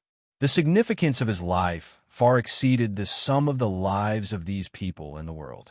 Therefore, there was no fairness in fate. In the end, it depended on who had the bigger fist. The weak were like ants. It was their own fault. Who asked them to be so weak that they couldn't even control their own lives? Tens of thousands of creatures had died, and their blood had gathered into a lake. Once this was revealed, it would be enough to frighten the world. The immense power that the blood sacrifice had exchanged for was beyond imagination. It would be used to support the arrival of 2 original God realm existences in the heaven-eradicating abyss. One was the founding emperor, and the other had no name. In fact, even to this day, the founding emperor still hadn't truly confirmed this person's identity. But there was one thing that was beyond doubt. All the plunderers of the great Tao that existed in the world could be considered to be his subordinates. Emperor Shi Huang had climbed to the peak of the world, and he had looked down on the world. What he had seen and learned wasn't something ordinary cultivators could compare to. Of course, he knew more about the great path robbers. In fact, in his long life, he had personally killed more than a few dozen people. He understood clearly how cruel, and bloody it was for the great path robber to increase his competence. A great path robber at the original God realm, unless he had reached the original God realm before he fell, would have a sea of blood and a mountain of white bones. It was unknown how many outstanding cultivators had been refined and swallowed. They were killed in despair, fear, and unwillingness. That was how this man had the original God realm cultivation base he had today. Moreover, before the founding emperor attained the divine origin realm and established the Great Shu Empire, the great Tao plunderers were already active in the world. If one were to infer from this, then the age that this person had lived for would far exceed one's imagination. Even with the founding emperor's cultivation and boldness, he didn't dare underestimate an old devil like this that had lived for countless years and established himself through bloodthirstiness and plunder, and it was even to the extent that he felt slight dense vigilance and fear in the depths of his heart. So, the founding emperor had made other preparations for this cooperation since the very beginning.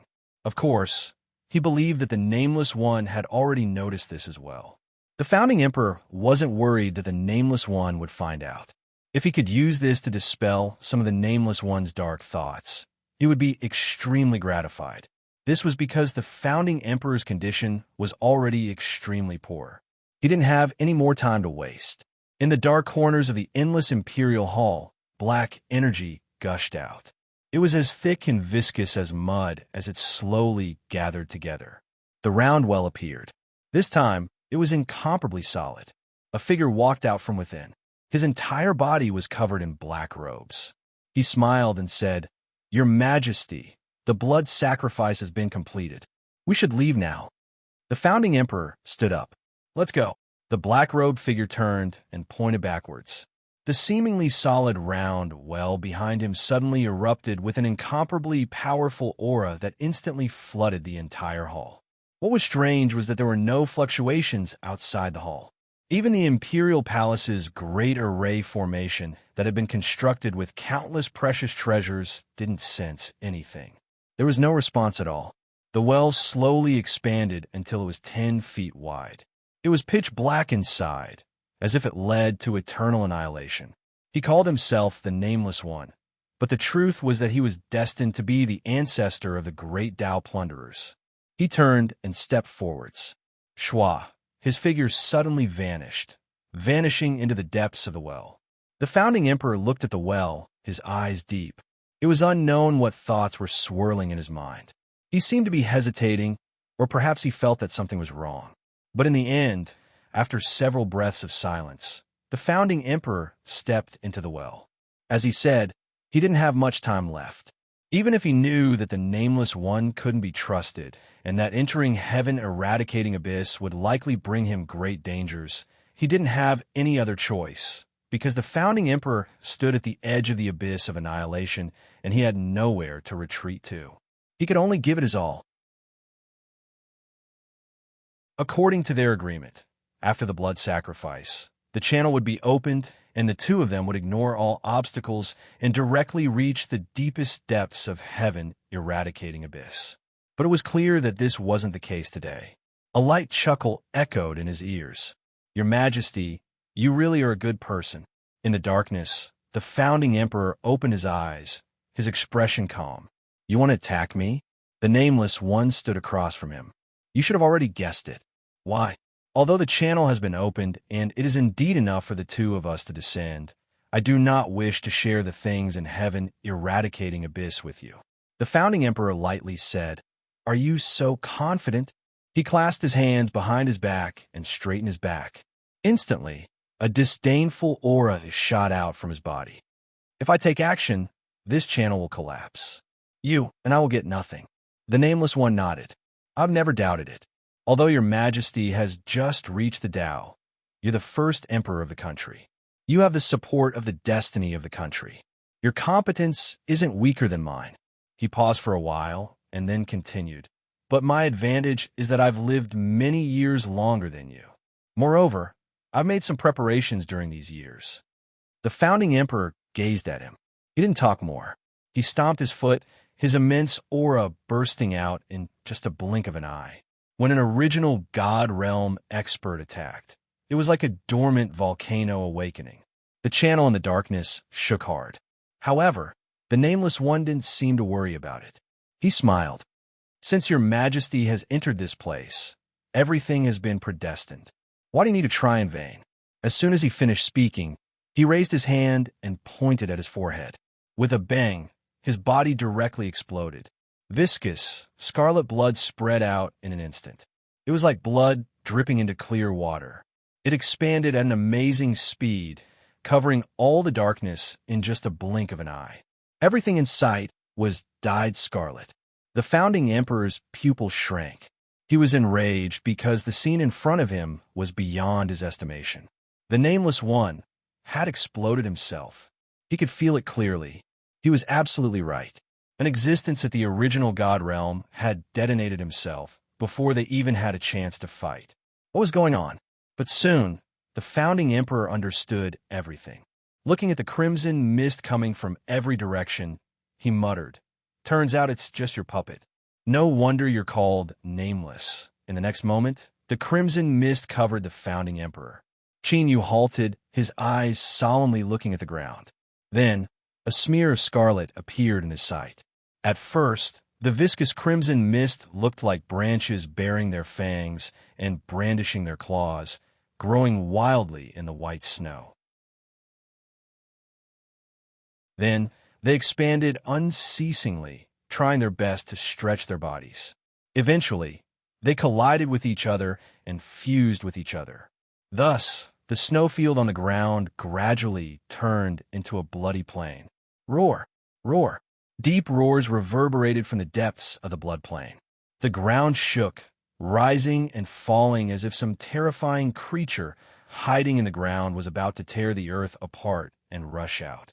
Qin Yu's pupils shrank. Without hesitation, he instantly restrained his aura and fell down like a meteor. Bang! The crimson snow on the ground shattered, and Qin Yu fell in. With a thought, the sun and moon force fields spread out, covering him and Hushan. Don't speak. Qin Yu's eyes were tightly fixed on the crimson snow in front of him. It slowly trembled, and after several breaths of time, it fell down. A huge eyeball emerged from behind the layer of snow. The vertical pupil emitted a cold and awe-inspiring aura as it slowly swept across the area. Qin Yu and Hushan were less than 10 feet away from this eye. They could see their own reflections in this eye. But for some unknown reason, the owner of this eye couldn't see the two of them at all. Its huge vertical pupils turned, revealing some doubts, and continued to approach. As the eye came closer and closer, Qin Yu could even smell the rotting scent it emitted, as if it had been buried deep underground for countless years. Hushan's body tensed up and her face paled. But Qin Yu's hand that was holding on to her was still steady, not shaking at all. If it weren't for this, she would have already screamed out loud. In truth, Qin Yu was also very nervous. But one of his special traits was that he was able to remain calm in the face of great danger.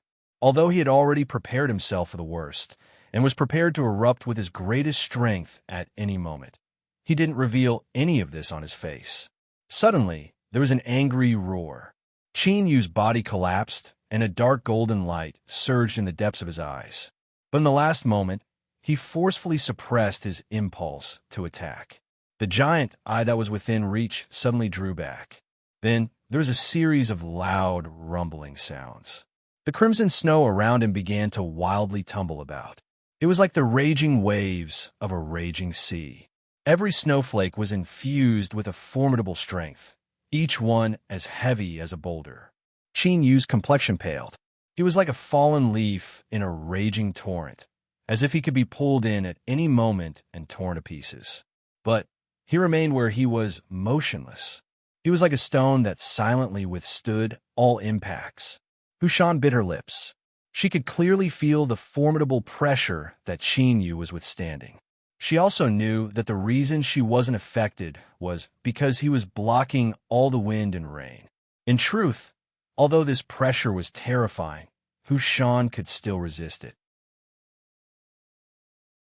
To be more precise, it was the strength of that existence within her that could easily accomplish this.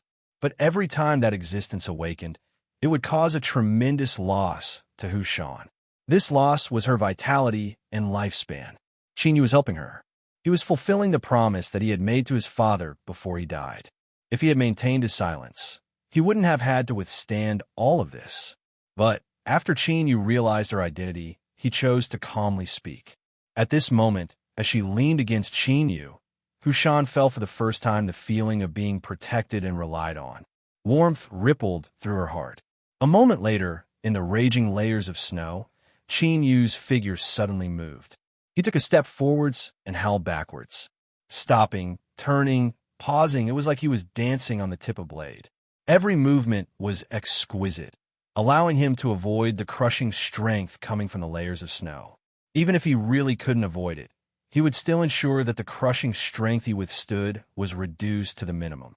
After several breaths of time, Qin Yu brought Hushan with him and drew far away. This so-called extremely far away wasn't a simple horizontal distance. This was because he didn't retreat in a straight line. Rather, as he retreated, his body constantly sank until he finally hid deep within the layers of snow. The reason was simple. There were some terrifying existences slumbering deep within the snowfield. After the snowfield turned into a blood plains, they would thoroughly awaken. All life that was exposed above the blood plains would automatically become their targets and suffer their merciless attacks. On the contrary, deep within the blood plains, Chinyu had some confidence he could avoid their attacks if he hid in the crimson snow. Genius 1 Second Remember My Home Address. Mobile version.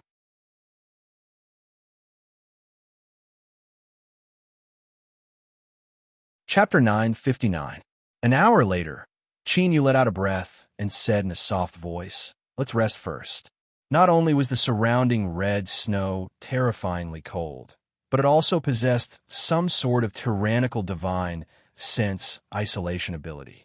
According to Qin Yu's calculations, unless his cultivation broke into the original God realm and his soul underwent a qualitative change, it would be impossible to break through this invisible barrier. In terms of divine sense, Qin Yu was far too lacking, but he had fused with the jade embryo egg. Although he couldn't see through the entire layer of snow, it wasn't difficult for him to find a safe path. Qin Yu placed Hu Shan to the side and sat down cross-legged. When the two terrifying life forms had fought in the depths of the blood plains, the shock waves had stirred up the scarlet snow. In order to hide himself, he hadn't been able to use his cultivation to resist, and he had been injured. And most importantly, Qin Yu hadn't fully recovered from his previous injuries. If it weren't for the ancient race's immortal body being strong enough, any other cultivator would have been unable to withstand it. Luckily, he held the bloodstone that Hu Shan had given him. This object had fused with the blood of an unknown powerful life form and possessed a nearly endless blood vitality. Even after absorbing it, he hadn't felt the fluctuations of blood vitality diminish. "Ah!" Hu Shan cried out, a look of guilt on her face. "Uncle Qin, don't absorb the blood vitality inside. Although it is a treasure, it is incomplete. The blood vitality contains a cruel and ruthless intent. If you absorb too much, it will affect your mind." Previously, when she heard the news about her father, she had sunk into grief and had actually forgotten about this matter. Now that she mentioned it, there was a trace of apprehension in her eyes. She feared that Qin Yu would have a bad impression of her because of this. She had lived alone in this world, and now that she had finally found someone she could rely on and treat her well, she absolutely didn't want to lose him. At this time, Hu Shan was anxious and her eyes were red. Qin Yu opened his eyes. He smiled and said, "It's fine. When you gave it to me, I sensed the ruthlessness in your blood vitality. But don't worry, it can't affect me." Qin Yu patted her shoulder and closed his eyes once more. He could sense Hu Shan's emotions. What a pitiful girl. 2 hours later, Qin Yu put away the bloodstone. He stood up and said, "Hu Shan, we should go." The safe zone under the snowy plains was not unchanging. He needed to constantly move according to the movements of those terrifying creatures. Hu Shan nodded and climbed onto his back. Qin Yu's figure flashed, and he quickly moved through the layers of snow. As he looked around, a dark golden light flashed in his eyes from time to time. Between his chest, 2 hearts were beating vigorously, pushing the blood and qi in his body to surge at an astonishing speed. Only in this way could he release enough heat to resist the bone-chilling cold outside. Of course, the sun-moon force field played an important role in keeping Qin Yu and Hu Shan's auras locked in around them. Otherwise, they would have been discovered long ago. Qin Yu subconsciously furrowed his eyebrows. He suddenly realized something. With his current cultivation and having to use all of his cards, he was only barely able to survive in the blood plains. If it were any other cultivator, even if their cultivation was higher than his, they would still die a miserable death. But in reality, if he really attacked with his full strength, looking at all the cultivators who had entered the depths of heaven-eradicating abyss, how many of them would be stronger than him? If the area where the demonic blood sound had suddenly risen was the first threshold, then the snowy plains that had transformed into the blood plains had completely cut off his path forward. Unless the cultivators who came later had a powerful trump card like him, they would definitely die if they charged in. Even the formidable Li Hongye and Mo Yuan were included in this. Qin Yu didn't care about the others, but these 2 women had their own entanglements with him. This was especially true for Mo Yuan. After all, before this, he owed her a favor. He hoped that they would retreat in the face of difficulties. Bringing along Hu Shan alone was nearly the limit of what Qin Yu could do. He was powerless to save any more people. Moreover, he had already entered deep into the boundless blood plains, and his range of perception was limited. If they came in, they could only resign themselves to their fate. Li Hongye lifted a hand and slashed down. Swordlight shot out, but it didn't emit any sound at all. Ripples splashed through the void. Between these ripples, the demonic blood sound suddenly weakened. Zhuohan and the others hurriedly followed behind. After an unknown period of time, just as many people paled and felt they couldn't last any longer, the demonic blood sound roaring in their ears suddenly vanished. They came out. Everyone's faces were filled with ecstasy. Their eyes were wide open, filled with excitement. Li Hongye flipped her hand and her sword vanished. Her body swayed several times and her face paled. Zhuohan hurriedly asked, "Miss, are you all right?" Li Hongye shook her head. "I'm fine." She suddenly frowned. The people that had just escaped all sucked in a breath of cold air. Cold. The terrifying cold intent was like countless needles that drilled into their bodies. Even with their cultivations, they weren't able to resist it. What is going on? What a terrifying cold intent. I cultivate the path of ice and cold, but I can't resist it at all. As everyone cried out in alarm, frost began to appear on their faces. At the same time, their exposed flesh and blood began to turn blue and black. This was a sign that their mortal bodies had been damaged by the extreme cold. Li Hongye took a deep breath. She lifted her hand, and her sword appeared once more. She grasped the hilt with both hands and knelt in the void as she thrust her sword downwards. Puff! With a dull sound, a third of the tip of the sword suddenly disappeared, as if it had entered another world. Then, what remained of the sword blade appeared in front of everyone. Crimson light poured into it, making it seem like flowing magma. Scorching heat was released from the sword blade. Although it couldn't completely offset the terrifying cold intent, it still made everyone feel much better. At the very least, they no longer feared that they would freeze to death here. "Thank you, Miss Li." Everyone bowed in gratitude. Li Hongye didn't speak. She sat down cross-legged. Her expression was still faint, but she couldn't hide the deep exhaustion in her eyes. Zhuohan took a deep breath. "Everyone, the cold here is terrifying. We can't rely on Miss Li alone to resist it. We should each use our own methods." Of course, fellow Taoist Zhuo is right. I have a Nanming leaf fire lamp with me. Perhaps it will be of some help. To have the qualifications to travel with sword maniacally, even if one's cultivation was slightly weaker, they were still extraordinary characters. Following that, everyone took action. After supporting themselves with several treasures, they were able to barely resist the cold from the void outside. Although they could still feel the cold, it wouldn't cause any substantial harm to them. Everyone revealed happy expressions and breathed a sigh of relief. Sword maniacally opened his eyes. His voice was cold and solemn. "The cold here is strange, and the road ahead is unknown. Everyone, don't celebrate too early." Zhuohan smiled. "Miss is right. We don't dare to be careless. Let's restore our strength and wait until everything is ready before proceeding." He cupped his hands together towards everyone. "Fellow Taoists, we are still in danger. In order to avoid any accidents, let's cultivate as soon as possible." Everyone nodded. Zhuohan sat down cross-legged. He revolved his cultivation method to restore the losses he had suffered through the demonic sound of blood. But at this time, his chest suddenly throbbed. Then, a terrifying swallowing strength spread out, causing his vision to darken. He nearly fainted. After several breaths of time, this swallowing strength disappeared.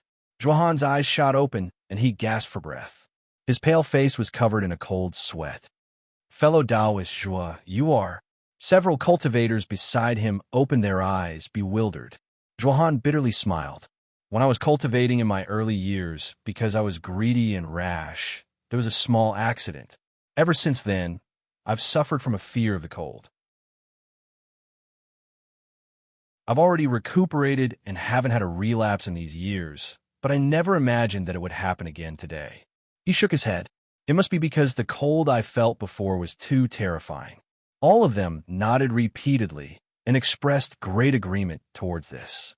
Since they'd started cultivating until now, they could be considered to be experienced and knowledgeable, yet they'd never heard of such a terrifying coldness in the world, and it actually seemed as if it wanted to freeze even God-rank realm cultivators to death. After comforting Zhuahan, they didn't know whether or not their words were the same. Then, they closed their eyes and began to cultivate. Feeling that the gazes that fell on him had all been withdrawn, Zhuahan took a deep breath and slowly closed his eyes, concealing the anger and fear within. He had already made preparations ahead of time. He shouldn't have erupted now. Just what was the problem? Could it be the demonic sound of blood flowing, or was it really the cold from before? Zhuahan couldn't find the answer, but none of this was important now. The problem had already appeared, so he had to find a way to solve it. Moreover, he had to be fast. Otherwise, he might not be able to withstand the next eruption. Once a clue was exposed, Zhuahan's heart trembled. After he stabilized his mind, his eyes opened a slit, and he slowly swept his gaze over the people around him. His gaze was very careful, as if he were making an important multiple-choice question. In the deepest depths of the blood plains, a pitch-black crack was deeply embedded in the ground. It was pitch black with no end in sight. But at this time, in this endless darkness, a blood-red light suddenly bloomed. Then, it slowly expanded with difficulty, pushing away the surrounding darkness. Gradually, a round well soaked in blood appeared. When the well expanded enough for one person to pass through, it stopped. Then, a person squeezed out from within. He wore a white robe, and his features were picturesque. Even though he had an obvious Adam's apple, it still made one's tongue dry and their heartbeat quicken. "Phew, I've finally come out. This exit is really narrow," the white-robed man grumbled in a low voice. Then he shook his head. "But we still need to save what we can. There are still many areas where we need to exert ourselves. We've prepared for so many years, and now we've reached the most critical moment. What do you think about this, fellow Taoist?" As he spoke, he lowered his head. His eyes were deep and sparkling, as if they could pierce through the darkness and meet the gaze of someone looking up from below. After waiting for a while and not receiving a response, the white-robed man rubbed his nose and revealed an awkward smile. "If you do this, I'll lose face. And I'm a person who cares a great deal about face. So if you make me lose face, then I'll make you suffer." That doesn't seem threatening at all, because the reason I came here was to cause trouble for you, as I thought my main body has slept for too many years. Now that I've woken up, my chatterbox has acted up again. Then I won't waste any more words. The white-robed man restrained his smile. When he smiled, it was warm, but after restraining himself, it was unexpectedly cold. It was like a warm spring day had suddenly turned into the depths of winter. He cupped his hands together and bowed. "Fellow Taoist, my name is Murong Chioga. If you are not satisfied with today's outcome, you can come find me for revenge in another life." As his words fell, he stood up and placed his hands behind his back. Murong Chioga slightly bent his knees and stomped down. Whoosh! There was the sound of breaking air. He left behind a series of afterimages as he rapidly descended. Like a bolt of white lightning, he came from the highest heavens, splitting apart the darkness. Genius 1 second to remember my home address. Mobile version, M.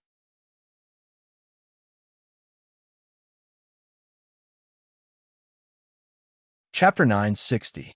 Strictly speaking, he had underestimated the determination of Li Hongye and the others. They saw the blood plains and also sensed the dangers hidden within. But, after a brief moment of silence, they still entered.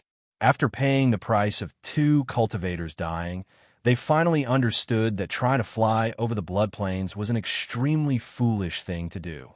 They rushed into the layer of scarlet snow and exhausted a great deal of strength. Finally, they managed to rid themselves of the terrifyingly strong life forms hidden within. At this time, even someone as powerful as Li Hongye began to cry tears of blood. The others were also injured.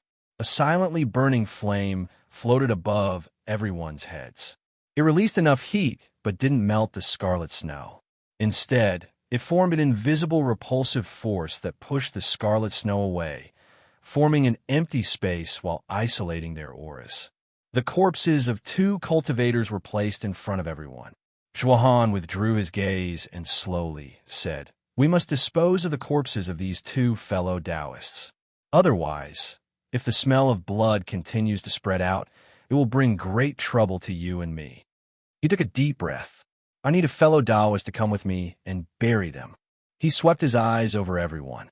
"I know that this will be a bit troublesome, but neither you nor I know whether we will be able to survive. If the ones who died here were you or me, I believe we would also hope to be buried in peace and not be casually abandoned by others." After a brief silence, a cultivator lifted a hand. "Brother Zhua is right. I am willing to go with you." Li Hongya opened her eyes and looked at Zhuohan. "You must be careful. Miss, rest assured." Zhuohan cupped his hands together and bowed. He lifted a hand from the flames above and took out a flame.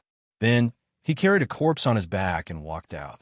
Another cultivator also took out a flame. He picked up the second corpse and silently followed behind. The two walked slowly, trying not to make any sound as they gradually disappeared from everyone's sight. Luckily, they moved slowly the entire way and didn't encounter any dangers.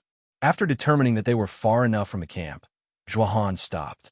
He turned and looked at the silent cultivator behind him. "Let's do it here." He half knelt on the ground and placed the corpse on his back on the ground. He took a deep breath and his eyes turned crimson. Terrifying blood marks appeared around Zhuohan's eyes. Then his face and neck. Faint traces of black energy were released from the pores of his body. A beast-like roar came from the depths of his throat. Zhuohan suddenly bent down and bit the corpse's neck. Almost at the same time, the sound of flesh and blood being chewed and swallowed rang out behind him. It was like a beast that had been starved for food in winter and had finally caught a prey to fill its stomach. When all the sounds disappeared, the two corpses had already disappeared. Other than the shredded clothes, only the scarlet snow that was even redder was silently saying something. Zhuohan opened his eyes and let out an extremely satisfied sigh. It was like he had come back to life. He stuck out his tongue and licked the blood from the corner of his mouth. Then he looked down at his blood-stained robes. With a thought, all the blood rapidly disappeared, fusing into his body through his skin. "All right, we've been out for a long time. If we don't go back now, I'm afraid we'll be suspected." The cultivator behind him sighed. Compared to a living cultivator, the effects of a dead corpse are far worse. In my current state, I can barely suppress the boiling of my blood energy. Zhuohan nodded. "That's right. We have to think of a way to eat a living person." His complexion changed. He shouted out loud, "Be careful!" The cultivator behind him turned and dodged. But at this time, his body froze and his eyes revealed shock and anger. Zhuohan drew back. In his hands, there was a ball of fire. "Give me back my fire!" With a loud scream, the cultivator crazily chased after him. Zhuohan didn't stop. His feet fell, and he rapidly retreated. The pursuing cultivator slowed down.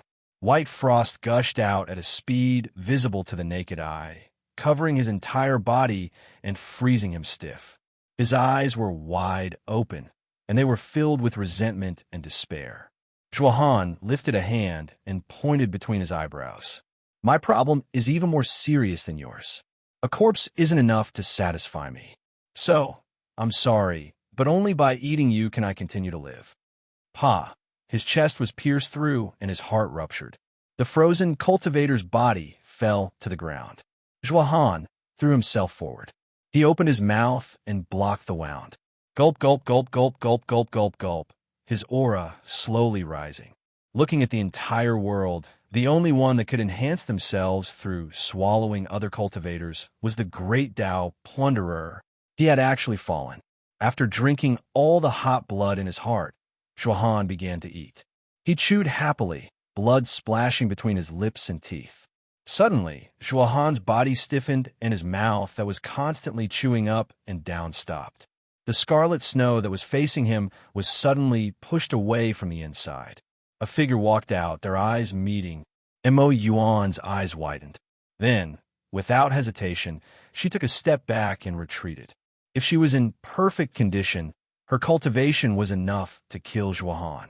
But after entering deep into the blood plains, even though she had many methods, she was still invaded by the cold energy, causing her cultivation to be greatly reduced. "Stop!" Zhuohan roared. He threw away the corpse in his hands and chased after her. His body trembled. The satisfaction and enjoyment in his eyes had now turned into fear and hesitation. No one wanted to become a demon, and he didn't want to either. But Zhuohan's talent could only be considered ordinary. He was unwilling to accept that he was destined to achieve nothing in his life, that he could only be the most inconspicuous supporting leaf beside those geniuses. So, after being tempted, he didn't hesitate to fall. The first person Zhuohan ate was his own big brother, a blood relative who called a brother but regarded him as a slave. He would never forget the first time he swallowed flesh and blood. The trembling that came from his soul was so wondrous that it left one intoxicated. From that point on, he leapt up and became a genius of the Zhuo family's new generation, his glory limitless. Today was the first time someone discovered Zhuohan. He stubbornly chased after Mo Yuan, the fear and panic in his eyes gradually turning into cruel killing intent. No matter what, Mo Yuan had to die. He absolutely could not expose his identity as a great Dao plunderer. Of course, the reason Zhuohan dared to have such intense killing intent was because he discovered that Mo Yuan had been invaded by the cold energy. Now, she was in an unprecedentedly weak state. This was a chance given to him by the heavens to correct his mistakes. "You cannot escape. I will catch you and eat you up little by little. You will become a part of my body and become even stronger." "Ha ha ha! Mo Yuan, this is her destiny." Zhuohan fiercely howled. More and more black energy rose up from his body, gradually wrapping around him until only a pair of beast-like crimson eyes could be seen. He lay flat on the ground and began to run on all fours, his speed increasing. Mo Yuan revealed a look of anxiety. Now that she had discovered Zhuohan's identity as a great Dao plunderer, there was no longer any chance for her to escape. She didn't doubt that once he caught up to her, all that awaited her was death. She clenched her teeth and lifted a hand to touch between her eyebrows. Light bloomed around her, bathing her in it, and her speed suddenly rose. At the same time, blue and purple spots began to appear on the surface of Mo Yuan's body. This was the extreme cold strength that had invaded her body. After losing its suppression, it began to wreak havoc. But even so, she still couldn't shake him off. Zhuohan, who was chasing relentlessly behind her, was instead chased a little closer. If she fell into the hands of a fallen great Dao plunderer, Mo Yuan had already personally witnessed what fate awaited her. No matter what, she couldn't accept such a fate. Since she couldn't escape, she would fight to the death. Shua! Mo Yuan's figure came to a sudden stop. She lifted a hand behind her and pressed her fingers down. Great sun! Bang! Blazing light suddenly erupted, and the temperature of the air wildly soared. Even with the degree of cold the scarlet snow was, it still couldn't withstand it and began to rapidly melt. Mo Yuan didn't hold anything back in this strike. She used up the last of her strength. "Ah!" Zhuohan roared in pain. The black energy wrapped around his body seemed to meet its natural predator, and most of it dissipated beneath the illumination of the light. The half of his face that was exposed began to rapidly swell and rot, making him look like a vicious demon. The cultivation method that the Radiant Guard cultivated innately restrained all yin and evil powers in the world, and the great Dao plunderers themselves were the most evil of existences. The cold that invaded her body completely erupted. The surface of Mo Yuan's body was rapidly covered in a layer of ice. She looked at the ferocious Zhuohan, who was clenching his teeth and revealing a mocking smile. Even if she died, she wouldn't allow herself to fall into his hands. Roar! With a loud roar, all the scarlet snow in front of her began to wildly tumble about like a raging wave. Zhuahan's figure came to a sudden stop. Even though his bloodthirsty instinct was constantly tormenting his mind, he was certain that he couldn't continue forwards. Otherwise, once he was locked onto by the terrifying life forms hidden deep within the blood plains, he would never be able to escape alone. He emitted an angry roar and turned to leave. Black fog tumbled about him, and he quickly vanished from sight. Mo Yuan's heart relaxed. She was really worried that Zhuahan would be swallowed up by his desire and risk his life to come and eat her. Even if it was just a bite, in Mo Yuan's eyes it would still be an incomparably disgusting matter. Although they would all die, it would already be lucky for them to die so cleanly. Closing her eyes, many thoughts subconsciously raced through Mo Yuan's mind. She thought of her father in the imperial city. After she died, he would be the only one left in the world. He should be very lonely. Perhaps she really should have listened to her father and not come here. But in this world, there was no such thing as a medicine for regret. The scarlet snow tumbled about more and more fiercely. Mo Yuan could hear rough and violent gasps in her ears. In the next moment, death would arrive. Her last thought was of Qinyu. According to her calculations, he should have already entered the snowy plains. Unfortunately, she hadn't been able to meet him. She even owed him a thank you and an apology. Since she wasn't fated to meet him in this life, she could only look forward to her next life, if there was a chance. The moment Mo Yuan's vision fell into darkness, she saw a fierce head emerge from the tumbling scarlet snow, as well as the stinky saliva dripping down from between its teeth. This fellow's mouth was extremely large, and its teeth looked sharp. If she was eaten by it, she shouldn't feel any pain, and she shouldn't be able to smell the stench in its mouth, right? Mo Yuan closed her eyes, so she didn't see it.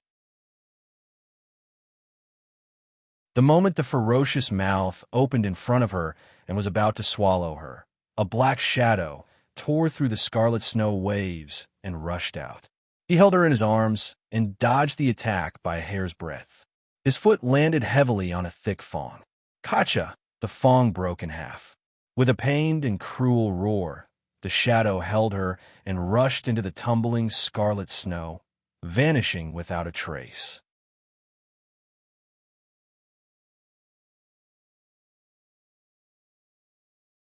Chapter 9:61. Zhuahan had a sorrowful expression. His body was covered in wounds, and he was exhausted. It's all my fault.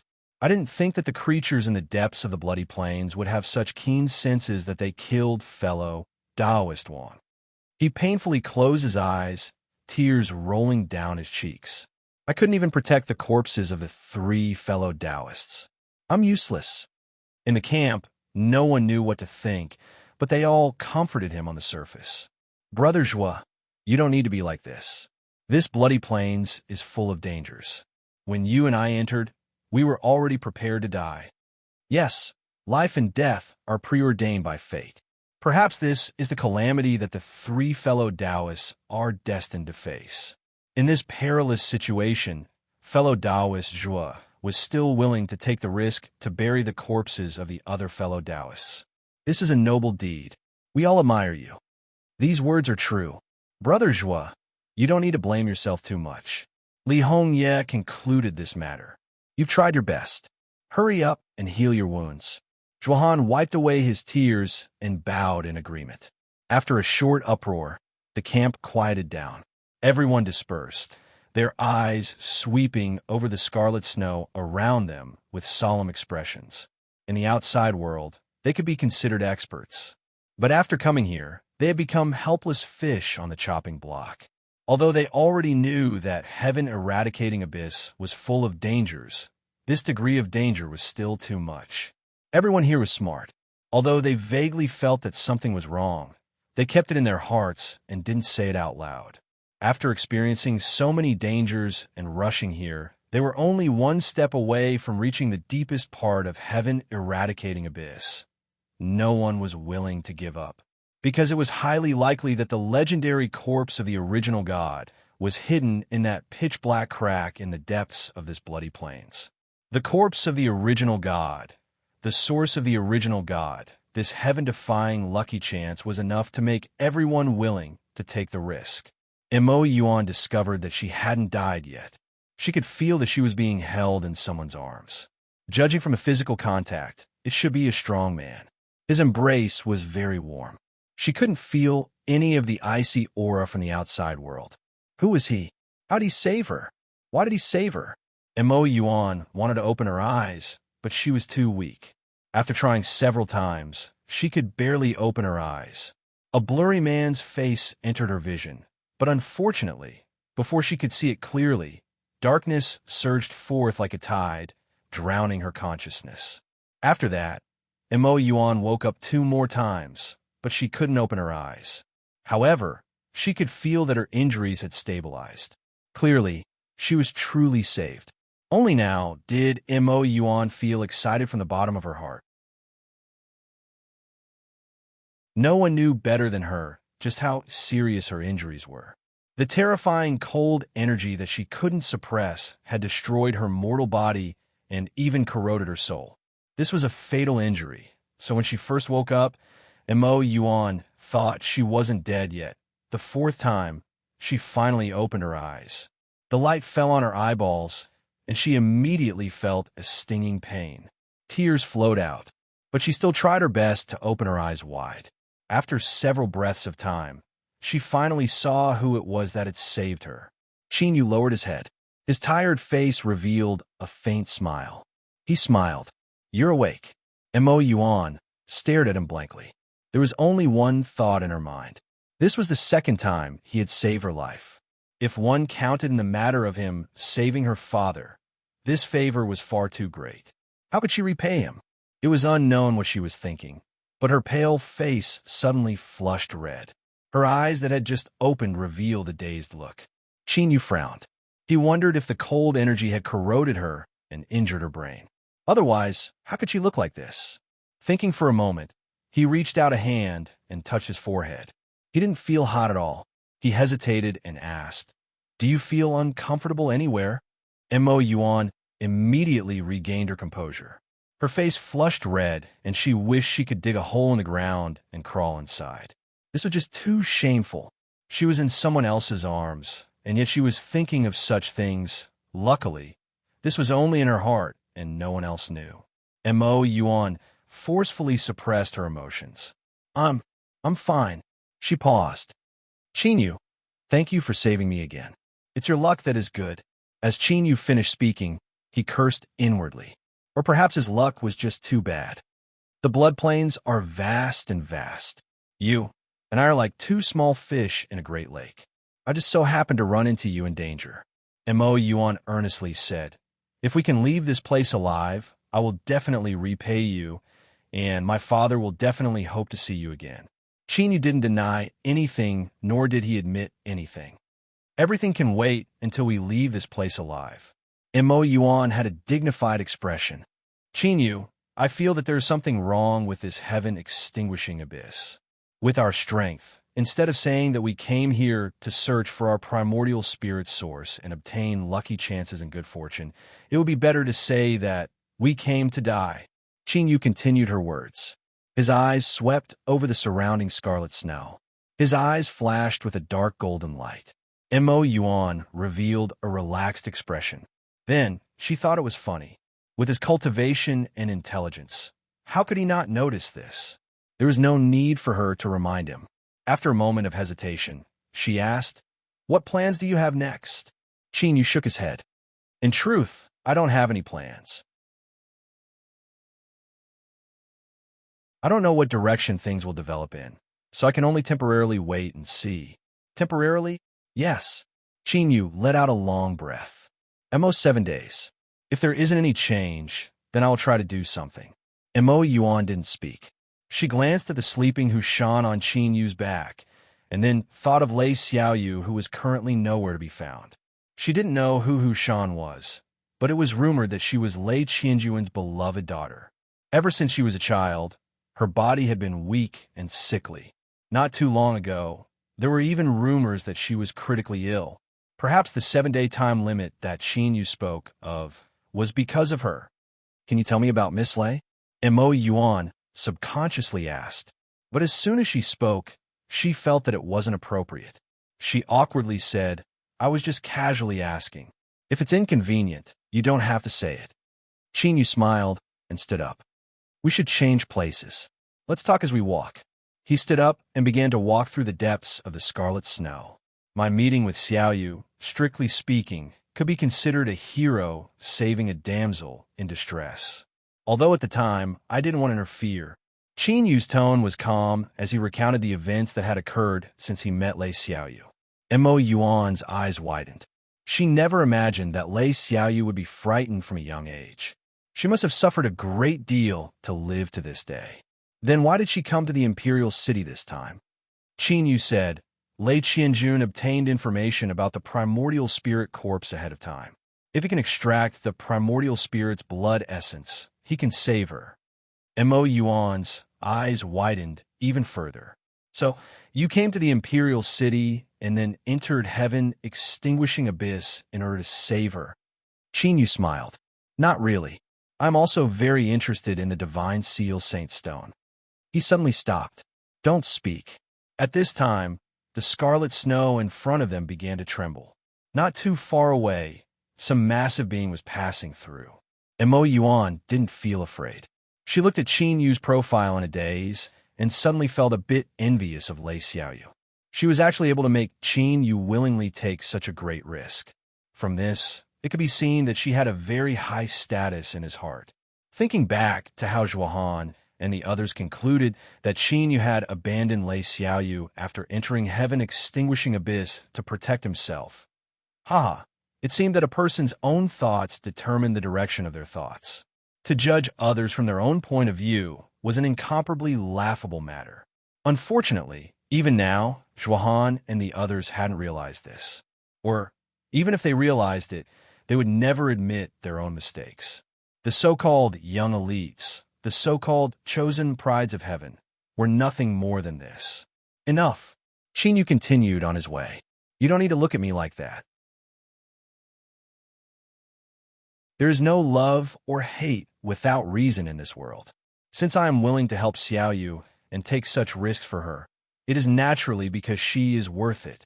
He paused for a moment and continued to say, "For instance, the reason I saved you before was because you stood in my position and helped me.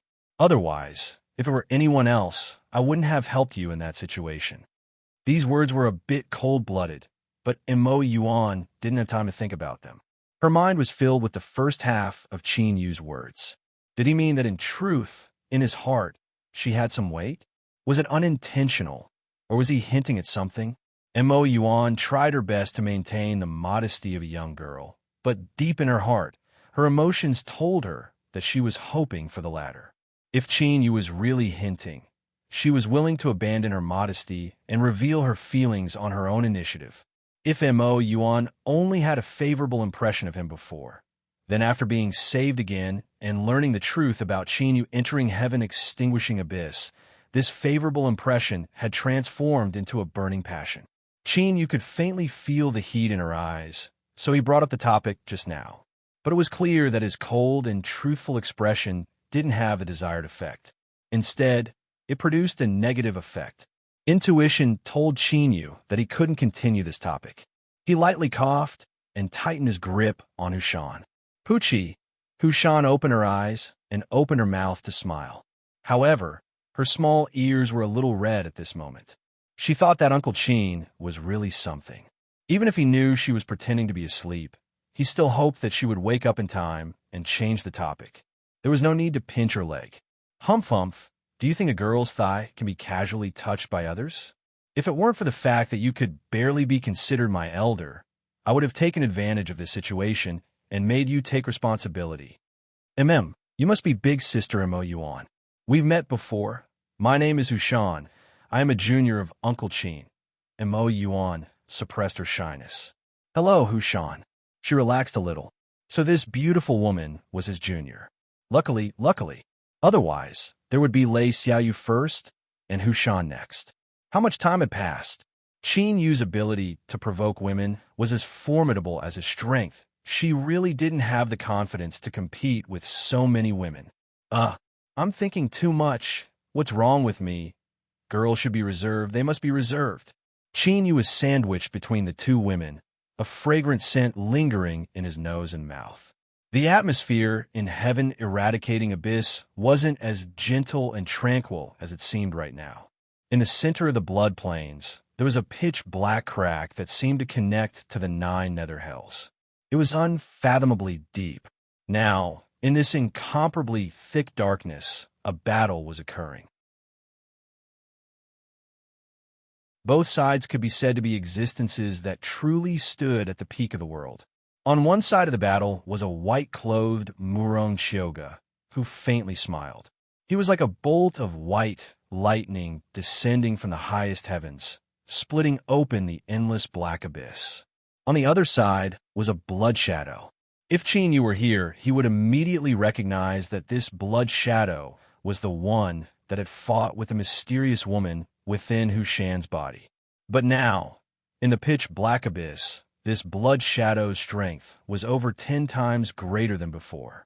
The white-clothed Murong Chyoga smiled as he walked forwards. A sphere of blood floated above his head. It was only the size of a palm, but when one looked at it, they felt as if they were looking at a boundless sea of blood. The blood sphere moved with him. The auras between the two fused together. As Murong Chyoga lifted his hand, the blood sphere trembled, emitting powerful fluctuations of strength. Bang! A monstrous strength exploded in the void, sending the blood shadow flying away and tearing apart the endless darkness. Fellow Taoist, I've spent countless efforts waiting for this day. Now that I've finally stepped into this place, I've naturally made ample preparations. You will never be able to resist it, so why you need to resist and waste our precious time? The blood shadow roared. It raised its hands and slammed them down. In the endless darkness around it, it was like countless portals had opened. Thick and viscous blood gushed out from every portal. It was dark red in color, and although it hadn't congealed, it seemed as if it had been left here for countless years. In the blink of an eye, there was a surging sea of blood, vast and boundless. Murong Chyoga gasped. His eyebrows arched up. You're going to use a big move? It looks quite scary, but you should know that it's useless against me. His words were light, and his expression was frivolous. But there was a solemn intent in his eyes. Many years ago, Murong Chyoga already knew what sort of formidable existence he was plotting against. If it weren't for the fact that this person had already died and only a wisp of their true spirit remained, then with his current strength he absolutely couldn't provoke them. Now, although he had made ample preparations, who knew whether or not this person was hiding a killing move in their hands? How could he dare to be careless? He lifted his hand and spread open his fingers. The blood sphere fell down on its own. Murong Chyoga stepped forwards and threw the blood sphere away. Go!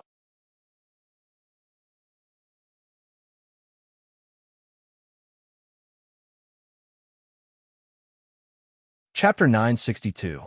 The palm-sized ball of blood emitted a terrifying aura like a falling star. The darkness violently trembled, and countless cracks that couldn't be seen with the naked eye appeared. It was covered by the darkness, but it truly existed. Each crack was like the sharpest sword in the world. Although the surging sea of blood was vast and boundless, if there were enough cracks, it would still be able to disintegrate the sea of blood into pieces. Then, a powerful swallowing strength spread out from every crack. It was like giant mouths were opening and gulping down the blood. In the blink of an eye, the entire sea of blood was emptied out. Burp! Murong Chyoga patted his stomach, as if he had eaten too much. Luckily, I've been eating and drinking all these years, so I've developed a good stomach. It's been a long time since I've eaten so much. Fellow Taoist, you're also a good person. At this time, his complexion changed, and his smile disappeared, replaced with a bit of helplessness and worry. He rubbed his temples and said, I knew that the food given by others wouldn't taste so good, but I just couldn't control my mouth. I really deserved it. Murong Chyoga slapped his chest and wildly vomited. Although he vomited so much that the world turned dark, he couldn't see anything. It was just that the cracks hidden in the darkness that couldn't be seen with the naked I began to spray out blood. In the blink of an eye, the sea of blood was restored to its original state. Rumble, rumble, it wildly tumbled about, and a terrifying vortex appeared. Endless blood was drawn in and gathered within. Then, beneath an invisible strength, it was compressed and condensed. The blood shadow appeared within, but this time it was over 10,000 feet tall. Its eyes opened and thunder rumbled in the dark void. This thunder was also pure black. One could only hear its sound and not see its form. But this was clearly only relative. Well, strictly speaking, perhaps nothing in this world was absolute. Even if it existed, it was only limited to a certain area. For instance, whether it was the cracks hidden in the darkness or the thunder that resounded within, Murong Shioga could clearly see them. Due to his good eyesight, he was able to see the terrifying might contained within the 3,000-meter tall blood shadow. He sighed and muttered to himself, "As I thought, it's impossible to waste less energy. In the end, I still have to risk my life. I'm confident that I can win in the end, so every bit of energy I waste is something that belongs to me." Thinking of this, my heart hurts. I must finish this battle quickly and not waste any more time. At some unknown time, the ball of blood had returned to his head. Murong Shioga lifted his hand and held it in his palm once more. However, this time, he did not throw the ball of blood as a weapon. Instead, it suddenly melted and turned into a flowing liquid. In the blink of an eye, it covered his palm and spread downwards. It covered his arm, chest, and continued to spread outwards until it completely enveloped his entire body. Thus, the white-clothed Murong Shioga also turned into a crimson blood person. His appearance was quite similar to the one in front of him, but the difference in physique was not just a little bit. Murong Shioga looked down at himself, and then at the vortex opposite him, where the entire sea of blood had gathered and formed a 10,000-foot phantom. Perhaps because he felt he had lost too much face, he reared his head back and roared. Immediately, his entire body began to inflate at an astonishing speed, as if he was being inflated. The vortex vanished and the 10,000-foot blood shadow finished condensing. He took a step forwards and endless darkness trembled. He lifted his hand and punched forwards. "Sneak attack," Murong Shioga shouted. "If you have the guts, then wait for me to transform and we'll fight again." But it was clear that the blood shadow did not have the ability to distinguish between words. Or perhaps it understood and pretended not to understand. "Do you think I'm waiting for you to transform? Dream on. Go and die for this, Daddy." Bang! There was a heaven-shaking explosion. The darkness tumbled like waves, crashing into the endless nothingness and causing the entire abyss to tremble. The abyss continued downwards. There was still a very, very long distance to the place where the 10,000-foot blood shadow and Murong Shioga were fighting. An eyeball quietly floated in the air. It was wrapped in a thin layer of flesh and blood. It was slowly and painfully wriggling as it constantly regenerated. Shockwaves came. The eyeball turned to look at the ground. It pondered for a moment before its expression turned cold and indifferent. Different original gods were different. Moreover, after such a long period of time, do you really think that I can only helplessly wait for death just because you've made thorough preparations? How laughable and ignorant. Deep within the boundless blood plains, a terrifying creature was hiding in the endless scarlet snow.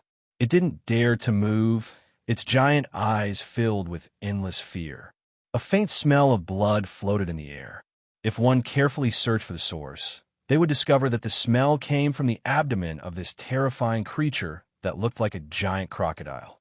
There, someone used his fingers as a sword to dig out the flesh and blood, directly digging out a cave dwelling made of flesh and blood. Then, he reached out with a hand. The cold outside caused all the flesh and blood to freeze, turning it dark red like a blood crystal. He sat down cross-legged. Compared to the terrifying creature, he was like a slightly larger flea. But as this person sat there, this terrifying creature that possessed terrifying strength became as docile as a kitten, not daring to move. A light fluctuation passed through the walls of the abyss, shaking the blood plains and arriving here. The person sitting cross-legged opened his eyes. There wasn't the slightest bit of aura leaking out, nor was there any light flashing in his eyes. But the feeling he gave off was like a divine sword being unsheathed. His aura was icy cold, making it impossible to look directly at him. Pa! Pa! Due to the extreme cold, the surface of the flesh and blood that had been frozen into blood crystals began to crack apart. Wounds appeared one after another. The terrifying creature beneath him trembled. This was because each wound brought with it a heart-wrenching pain, and also because it was afraid that the cultivator on its back would release a true sword energy and cut it in half if it wasn't careful. But fortunately, such a tragic and bloody scene didn't appear. The cultivator muttered, "As I thought, today was a trap. A truly great figure has already secretly made a move." He frowned. Space froze, and all fluctuations of rules fell into stillness. Or, to be more precise, everything was expelled by his aura, causing the surroundings to fall into absolute silence. After thinking for several breaths of time, this person stood up and said in a soft voice, "When great figures fight, victory and defeat can be decided in an instant. Since I want a piece of the pie, I cannot wait until the end." As he finished speaking, he took a step forward. With a sword cry, he vanished without a trace. There was only a thin sword mark left on the scarlet snow in front of him. It seemed to lead straight into the depths of the blood plains. The terrifying creature that looked like a giant crocodile seemed to have been pardoned. While roaring, its giant body moved. With a speed and agility that didn't match its body, it rushed into the scarlet snow, creating loud, rumbling noises. Then it disappeared in the blink of an eye. Thus, sometimes the louder the noise, the more powerful one wasn't necessarily true strength. On the contrary, those who could release great power in silence were the true figures. Heaven eradicating abyss had opened, and there were corpses of original God realm experts hidden inside. Moreover, the origin hadn't dispersed yet. The news spread all over the world, attracting countless cultivators. There were Li Hongye, Mo Yuan, and the other geniuses of a younger generation who were famous in the world. But they weren't the only absolute experts. It could even be said that they were only a small part of the total number of experts. In a great world that could support the birth of original God realm experts, after billions of years of accumulation, even if time was merciless and great waves washed away the sand, there would still be many cultivators who could survive. Perhaps their innate talents weren't the best, but after experiencing the baptism of time, surviving countless calamities and slaughters, and accumulating for a long time, their true strength was absolutely terrifying. To these people, fame and status were no longer attractive. The only thing they pursued was to break through their limits and become original God realm experts. Thus, the opening of heaven eradicating abyss this time was their best chance. No one knew just how many old and monstrous cultivators had stepped into heaven eradicating abyss with the thought of advancing without retreating. If they didn't succeed, then they would die. At this time, a large portion of them could feel fluctuations coming from the deepest depths of the blood plains from the pitch-black crack. Pairs of eyes lit up, and resolute expressions appeared on their faces. Figures got up from the scarlet snow in silence and moved forward. These people, whether they were men or women, young or old, were all unfamiliar to them. This was because they hadn't appeared in the world for a long time. When they stepped into heaven eradicating abyss this time, their only goal was to obtain the original God realm's source. Otherwise, being buried here with the original God might not be a bad result. Shua, Qinyu suddenly opened his eyes. At almost the same time, Hushan's eyelids trembled on his back before she slowly opened them. Mo Yuan, who was leaning against Qin Yu's chest, immediately felt her heart beat faster. Her face was full of bewilderment. Qin Yu grasped her hand and slowly said, "Someone has already gone in." Hushan said, "An interesting little fellow. He actually used this method to temporarily possess the ability to jump ranks to fight." It's quite exquisite. However, he underestimated Blood Moon too much. He will definitely suffer a loss. She patted Chinyu. We should go. Otherwise, if he is killed by Blood Moon, our chances will be even slimmer. As she finished speaking, she closed her eyes and her aura rapidly dissipated. Shua. Hushan opened her eyes once more. She gasped for breath, unable to suppress the pain and panic on her face. Uncle Qin, don't worry, it's fine. Chinyu slowly said. We need to hurry on our way. Rest well and leave everything else to me. Hushan nodded. She closed her eyes and soon fell asleep. Mo Yuan hesitated. She whispered, What is going on? Chinyu said, There is another consciousness sleeping within her body. I don't know who it is, but it should be related to the original god buried here. Mo Yuan hesitated for a moment. This consciousness seems to be harmful to Hushan.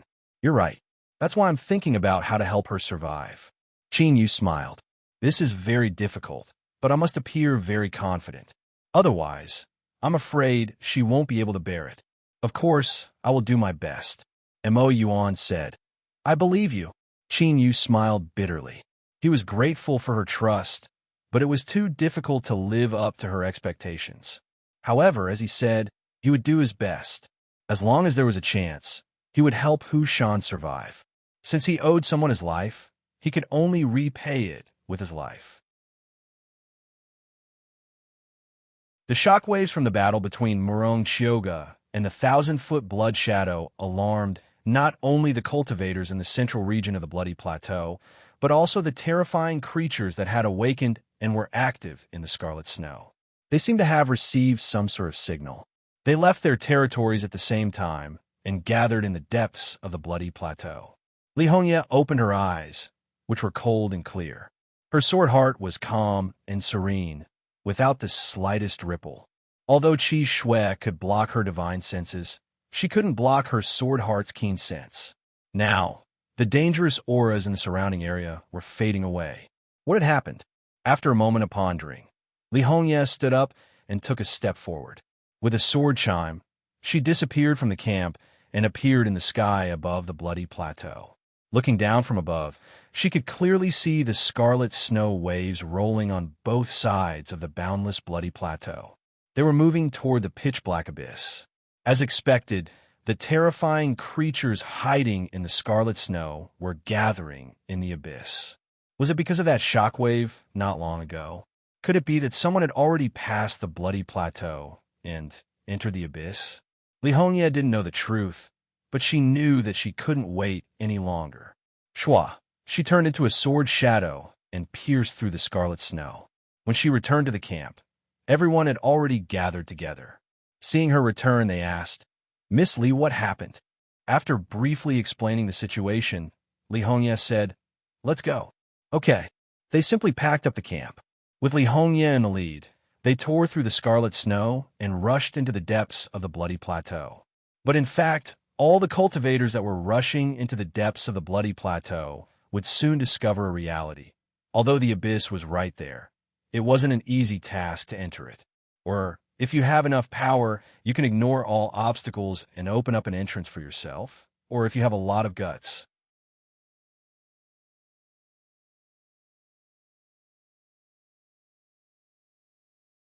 Chapter 963. Qin Yu found a corpse deep within the blood plains. This person's clothes were ragged, and his messy hair covered his entire face.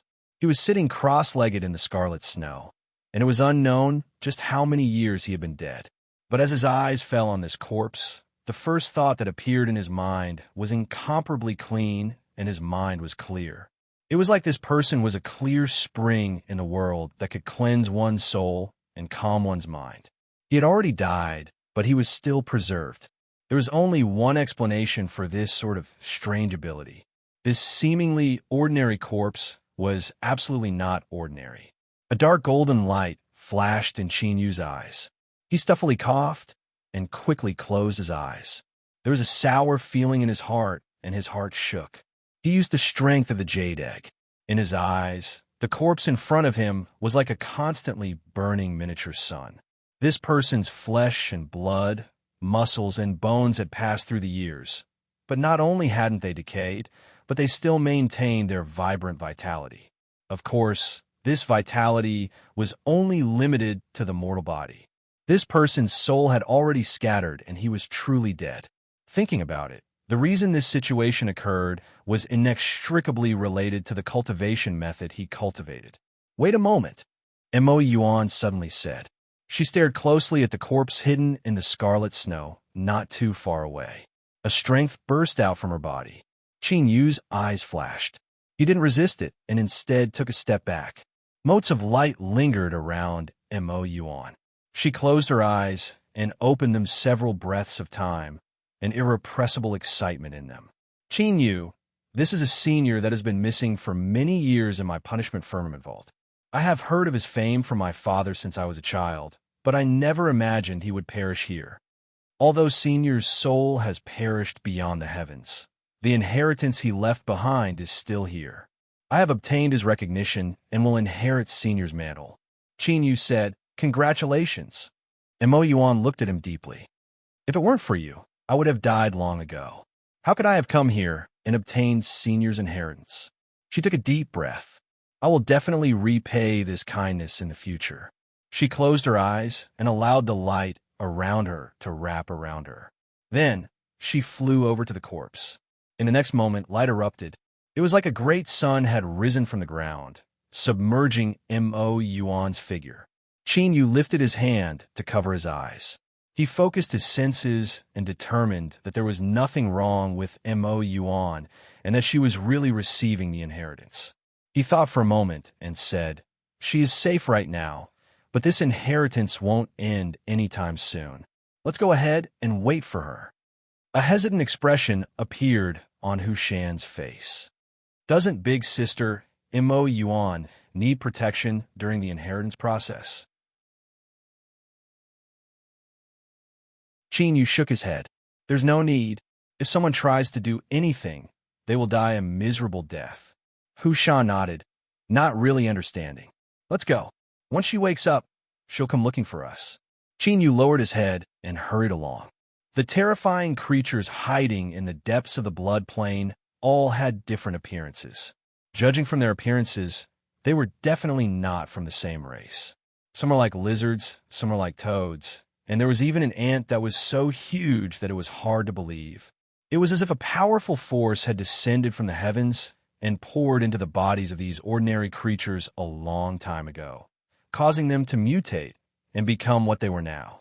The reason Qin Yu could clearly see these giant creatures was because around the pitch-black crack in the ground, the scarlet snow seemed unable to withstand the power of darkness and melted away, revealing a vast empty area. And now, within the boundless blood plain, nearly all the terrifying creatures had gathered here under some sort of summons. Their eyes stared closely at the cultivators that drilled out from the scarlet snow. Under the temptation of fresh blood and flesh, their stinky saliva constantly gushed out, dripping down the corners of their mouths and onto the ground. Zilala, a fierce corrosive sound came from the saliva, and white smoke rose up from the ground. But if one looked carefully, they would discover that even though the saliva had a powerful corrosive attribute, it didn't cause any damage to the ground at all. It was as if because of the existence of the abyss, the surrounding earth had been blessed with some sort of indestructible attribute. These terrifying creatures were clearly starving to the extreme. They constantly roared out, but they stayed where they were and didn't rush out. The only reason they had gathered here was to form a wall of flesh and blood that prevented any cultivator from entering. Cultivators that had the strength to break open the bottleneck of a fragment world, and had even broken through the demonic blood sound to enter the terrifying blood plane were naturally not easy to deal with. It was impossible for them to be frightened by these blood plane creatures. In fact, before Qin Yu arrived, some people had already attempted to make a breakthrough. The abyss was right in front of them, and with these terrifying creatures blocking their way, anyone could imagine that the true hidden lucky chance of heaven eradicating abyss was here. Or, to put it more bluntly, the corpse of the original god was in the abyss. But without exception, all of them failed. Besides the strongest person who paid the price of an arm and retreated, The other cultivators that tried were all buried in these vicious mouths. The blood-playing creatures used this fact to prove their strength, causing the complexions of countless cultivators to change. Although the abyss was right in front of them, it was like a chasm that couldn't be crossed. Hushan bit her lips. "Uncle Qin, what should we do?" Qin Yu said, "Wait." Although this was a bit disrespectful to Hushan, since the slumbering consciousness within her didn't urge them to hurry, it proved that there was still time. This was because it was clear that she could use some unknown method to sense what was occurring within the abyss. At this time, Qin Yu's complexion changed. He suddenly turned around, but in the next moment he tightly closed his eyes. Even so, tears flowed out from the corners of his eyes, mixed with traces of dark red blood. In just a single glance, without any physical contact at all, his eyes had been injured by the invisible aura surrounding this person. What a formidable sword cultivator! It could even be said that this was the strongest swordsman Qin Yu had ever seen in his life. In the world of the Blood Moon, the master who left behind the inheritance of the Silver Moon Sword intent, as well as the woman who grasped the Great Sun Sword slumbering within Hushan's body, were perhaps even more formidable than he was. But when they faced Qin Yu, they were far from their peak states. Moreover, in terms of sword intent, they were far inferior to this person's tyrannical and peerless.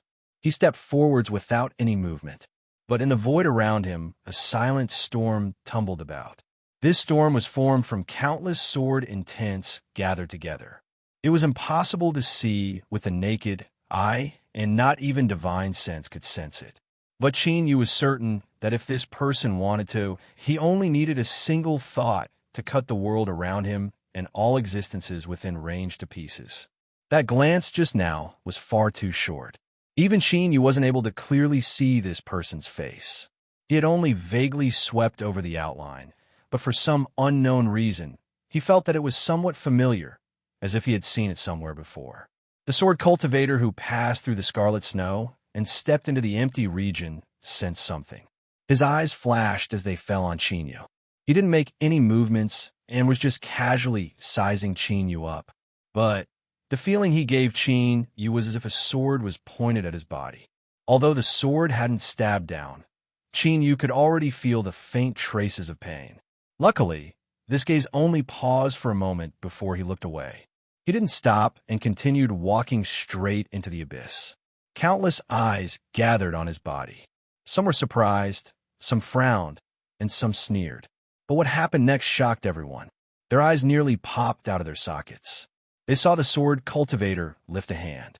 His appearance was old and extremely ordinary, but his exposed palms were fair and tender. His fingers were slender and even more beautiful than a woman's.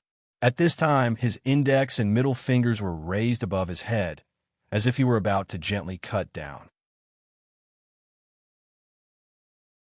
The Blood Plains creatures on the other side all retreated.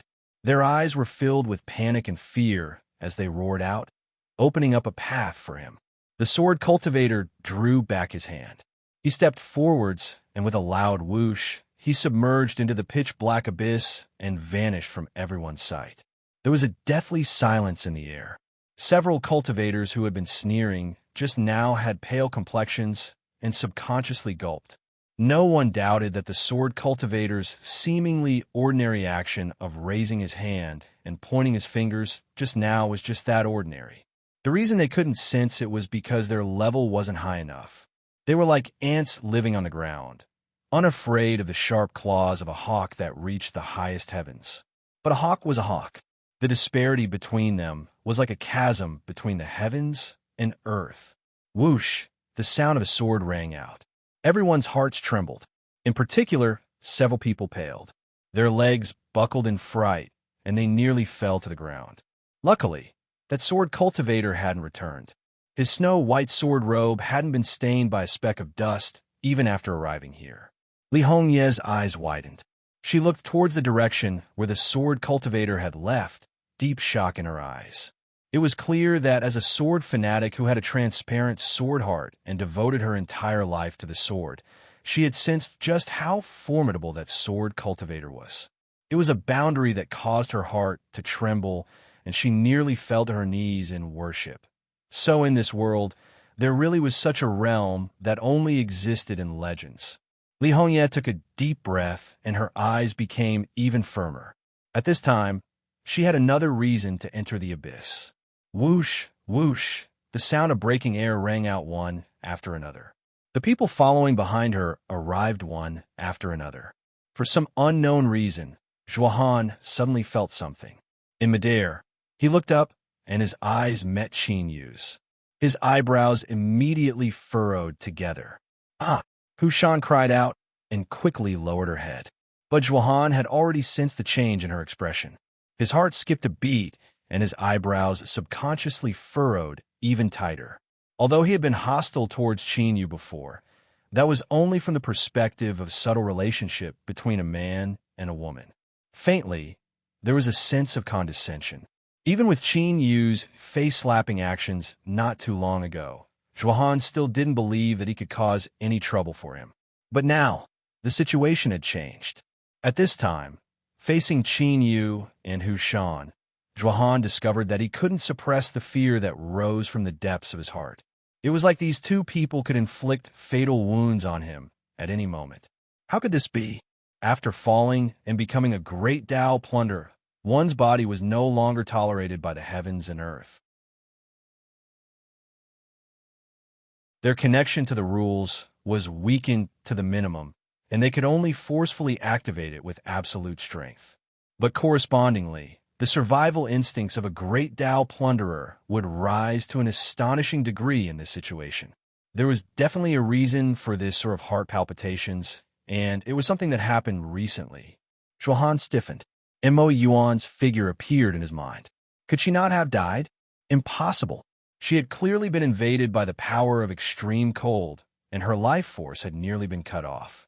Moreover, that blood-origin creature had already locked onto her.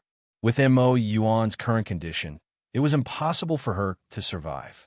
But this was the only flaw he had left behind recently that could deal a fatal blow to him. Once his identity was exposed, he would die without a doubt. Zhuohan landed on the ground. He lowered his head and looked away, hiding the wildly fluctuating emotions in his eyes. Finally, they turned into a thick, killing intent. Even if his guess was only 1% likely, he absolutely couldn't take the risk. Qin Yu and this woman had to be eliminated as soon as possible. Moreover, in his opinion, these two people deserved to die to begin with. With this thought in mind, Zhuohan stepped forward and loudly said, "Fellow Taoist Qin Yu, are you well? We parted ways that day, and I never imagined we would meet again today. I am truly curious. Just what sort of treasure do you have in your hands that allowed you to bring the woman behind you to resist the damage of the demonic blood flow sound and also easily arrive here?" He paused for a moment and then said, "I wonder if this treasure can help fellow Taoists open up a channel to smoothly enter the abyss today."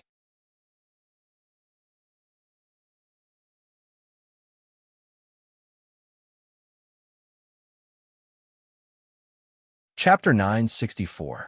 Outside the abyss, after the scarlet snow melted away, the air suddenly calmed down. Everyone looked at Zhuohan, sweeping over the faces of the people behind him before finally focusing on Qin Yu.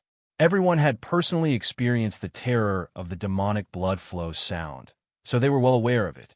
Not only could it completely resist it, but it could even safely bring a person through. If this was true, then this treasure was naturally incomparably precious. Of course, they wouldn't choose to believe Zhuohan's words. But at this time, as they observed everyone's expressions, they saw surprise and even anger in the eyes of the cultivators with Zhuohan. Their thoughts began to drift. It seemed that this matter was likely to be true. Since they had encountered such a treasure, even if they couldn't open up a channel into the abyss, they should still think of a way to do so. They should take it for their own. The gazes that fell on Qin Yu changed. He keenly sensed this and immediately furrowed his eyebrows. Hu Shan bit her lips. Uncle Qin. She felt that the subconscious change in her mood just now must have been noticed by Zhuohan, thus leading to the current situation. "It's fine," Qin Yu softly said, his eyes meeting Zhuohan's. He was well aware that this person must have sensed something. Thus, he impatiently chose to strike first to gain the upper hand. He originally wanted to wait until Mayuan finished accepting the inheritance and then expose this person's disguise. But plans couldn't keep up with changes. His thoughts raced. Qin Yu's lips curled up in a cold smile. I don't quite understand the treasure fellow Taoist Zhuohan speaks of, but I do have some information regarding the great Tao plunderer. I believe fellow Taoist will be interested in it. Zhuohan stiffened. He forcefully suppressed the shaking in his heart and didn't reveal any emotion. But the killing intent in his heart reached the peak. As expected, his background had been discovered. Mayuan really didn't die? That was impossible. In the situation that day, she had suffered such heavy injuries. There was no way she would have survived. The greatest possibility was that before she died, she met Qin Yu and told him about her. That damned woman. Even if she died, she still wanted to ruthlessly bite him, wanting to drag him into the yellow springs of hell with her. It wasn't that simple. If you want me to die, then all of you must die. Zhuohan took a deep breath and laughed out loud. Fellow Taoist Qin, are you going to say that I am the great Tao plunderer you spoke of? He stopped laughing and his eyes turned cold. Do you know that my Zhuo family has always followed the Leaf family of the imperial city for many years? And after I entered the heaven-eradicating abyss, I followed the young lady. If there was really something wrong with my identity with the young lady's cultivation, how could she not sense it? Or should I say, you're not only trying to slander me, but also Miss Li Hongya? Zhuohan turned and cupped his hands together. Miss, Zhuohan admits that he has always harbored prejudices against Qin Yu, but that is because his actions are truly the actions of a despicable person. Just now, I intentionally mentioned the treasure because I had selfish motives. I wanted to cause some trouble for him, but his current actions have already crossed my bottom line. It's fine to slander me, but when it comes to the Li clan and young Miss, it's absolutely not allowed. He rose to his feet and swept his gaze around. My Zhuo clan has a secret technique that allows us to sense the auras of certain hidden treasures.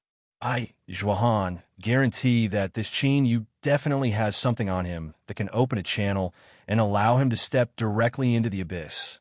Original god corpses, original god sources, there are even unimaginable lucky chances not too far away from us.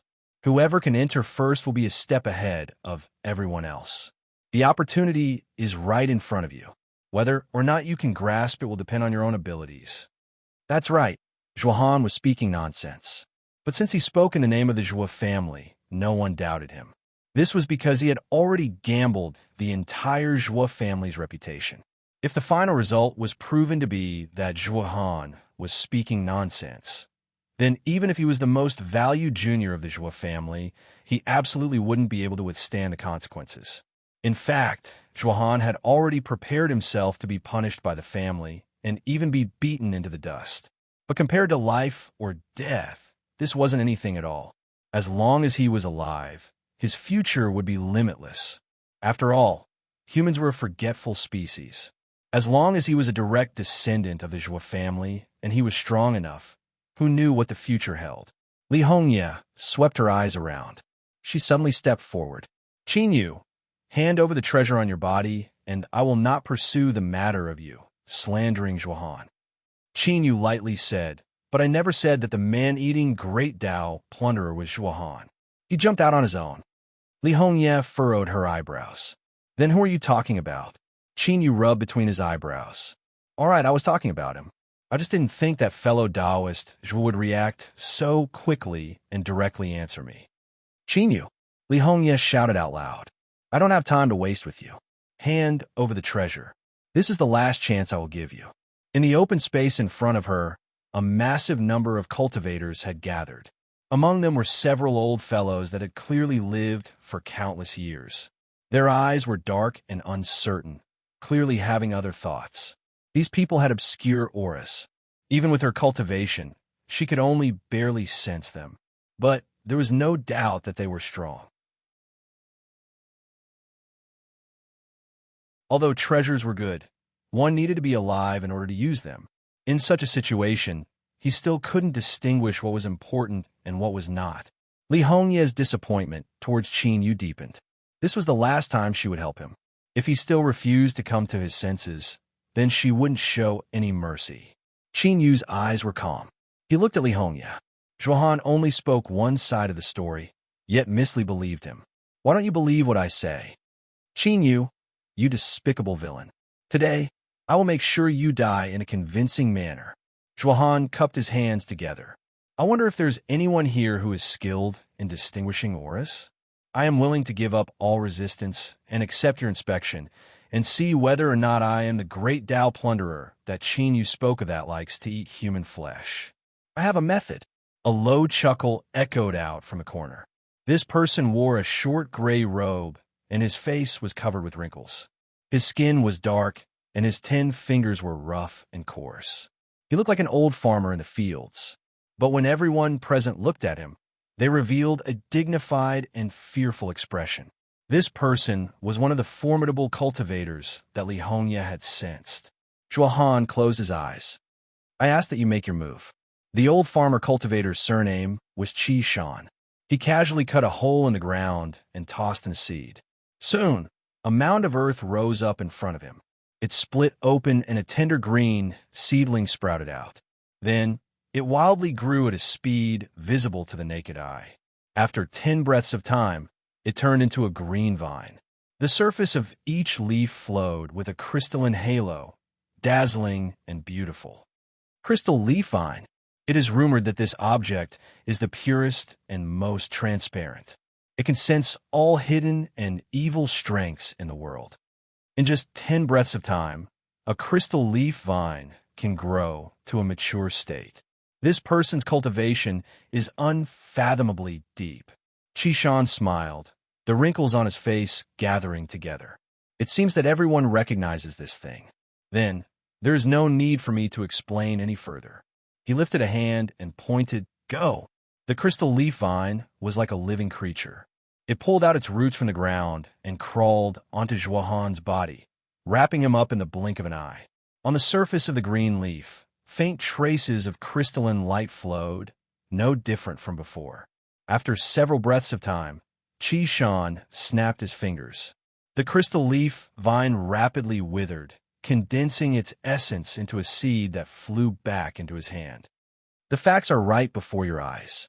Little friend Qin Yu, your words are clearly slandering me. Zhuohan opened his eyes, sneering again and again. The innocent are innocent, the turbid are turbid. Qin Yu, what else do you have to say? Qin Yu glanced at him, and then at Qi Shan. Your detection method isn't correct. Qi Shan shook his head, clearly not prepared to say anything more. A sword suddenly rang out. Li Hongye lifted her hand. The sword edge shined with a dazzling halo of light. Every halo of light contained a terrifying aura. It was enough to easily crush a mountain or river to pieces. Qin Yu, hand over the treasure, and then leave heaven extinguishing abyss. This is your last chance. Qin Yu let out a breath. He turned and said, Come down first. Hu Shan whispered, Uncle Qin, be careful. This woman is very strong. Qin Yu smiled. Don't worry, she can't kill me. He turned around. I don't have any treasure and I don't plan on leaving. Then, I asked Miss Li to give me some pointers. Li Hongye shouted out loud, Stubborn fool. Her 5 fingers clenched together. Tiny blue blood vessels appeared between her pale and delicate fingers. Contrasting with her snow-white skin, she seemed particularly beautiful. But now, no one was in the mood to appreciate just how beautiful this sword fanatic's hand was. This was because her sword had already slashed out. Space was instantly torn apart. As it pierced through the endless skies, there was a loud rumbling sound. Excitement flashed in Zhuohan's eyes. The miss had finally made her move. With her strength, Qin Yu wasn't someone he could block. He feared that after several sword strikes, he would be cut down where he stood. At that time, he would attack and kill the woman on Qin Yu's back.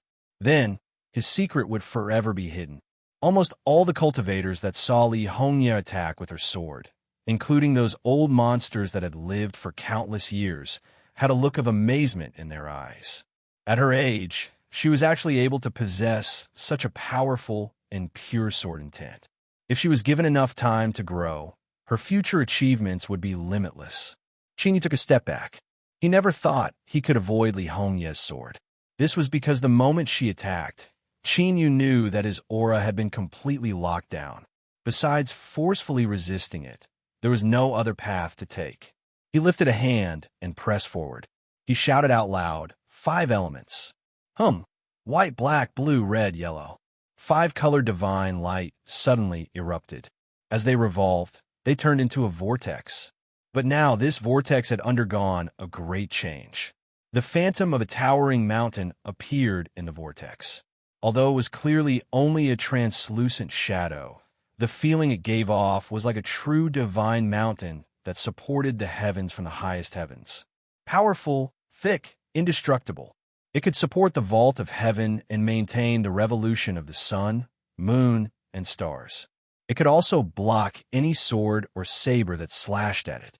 The brilliant and mighty sword howled as it cut down on the 5-color divine light. There was a heaven-shaking explosion, and the mountain phantom within the vortex shook. Its surface caved in, revealing a clear-cut mark. But it was still far from collapsing or shattering. Thus, this sword had been blocked. Moreover, it had been far easier than everyone had expected. Exclamations rang out one after another. As they looked at Qingyu, there was a slight change in their eyes. This boy's strength seemed to be far greater than what they saw on the surface. Li Hongye was infatuated with the way of the sword, and her heart had fused with the sword. Since she had drawn her sword, she wouldn't show mercy.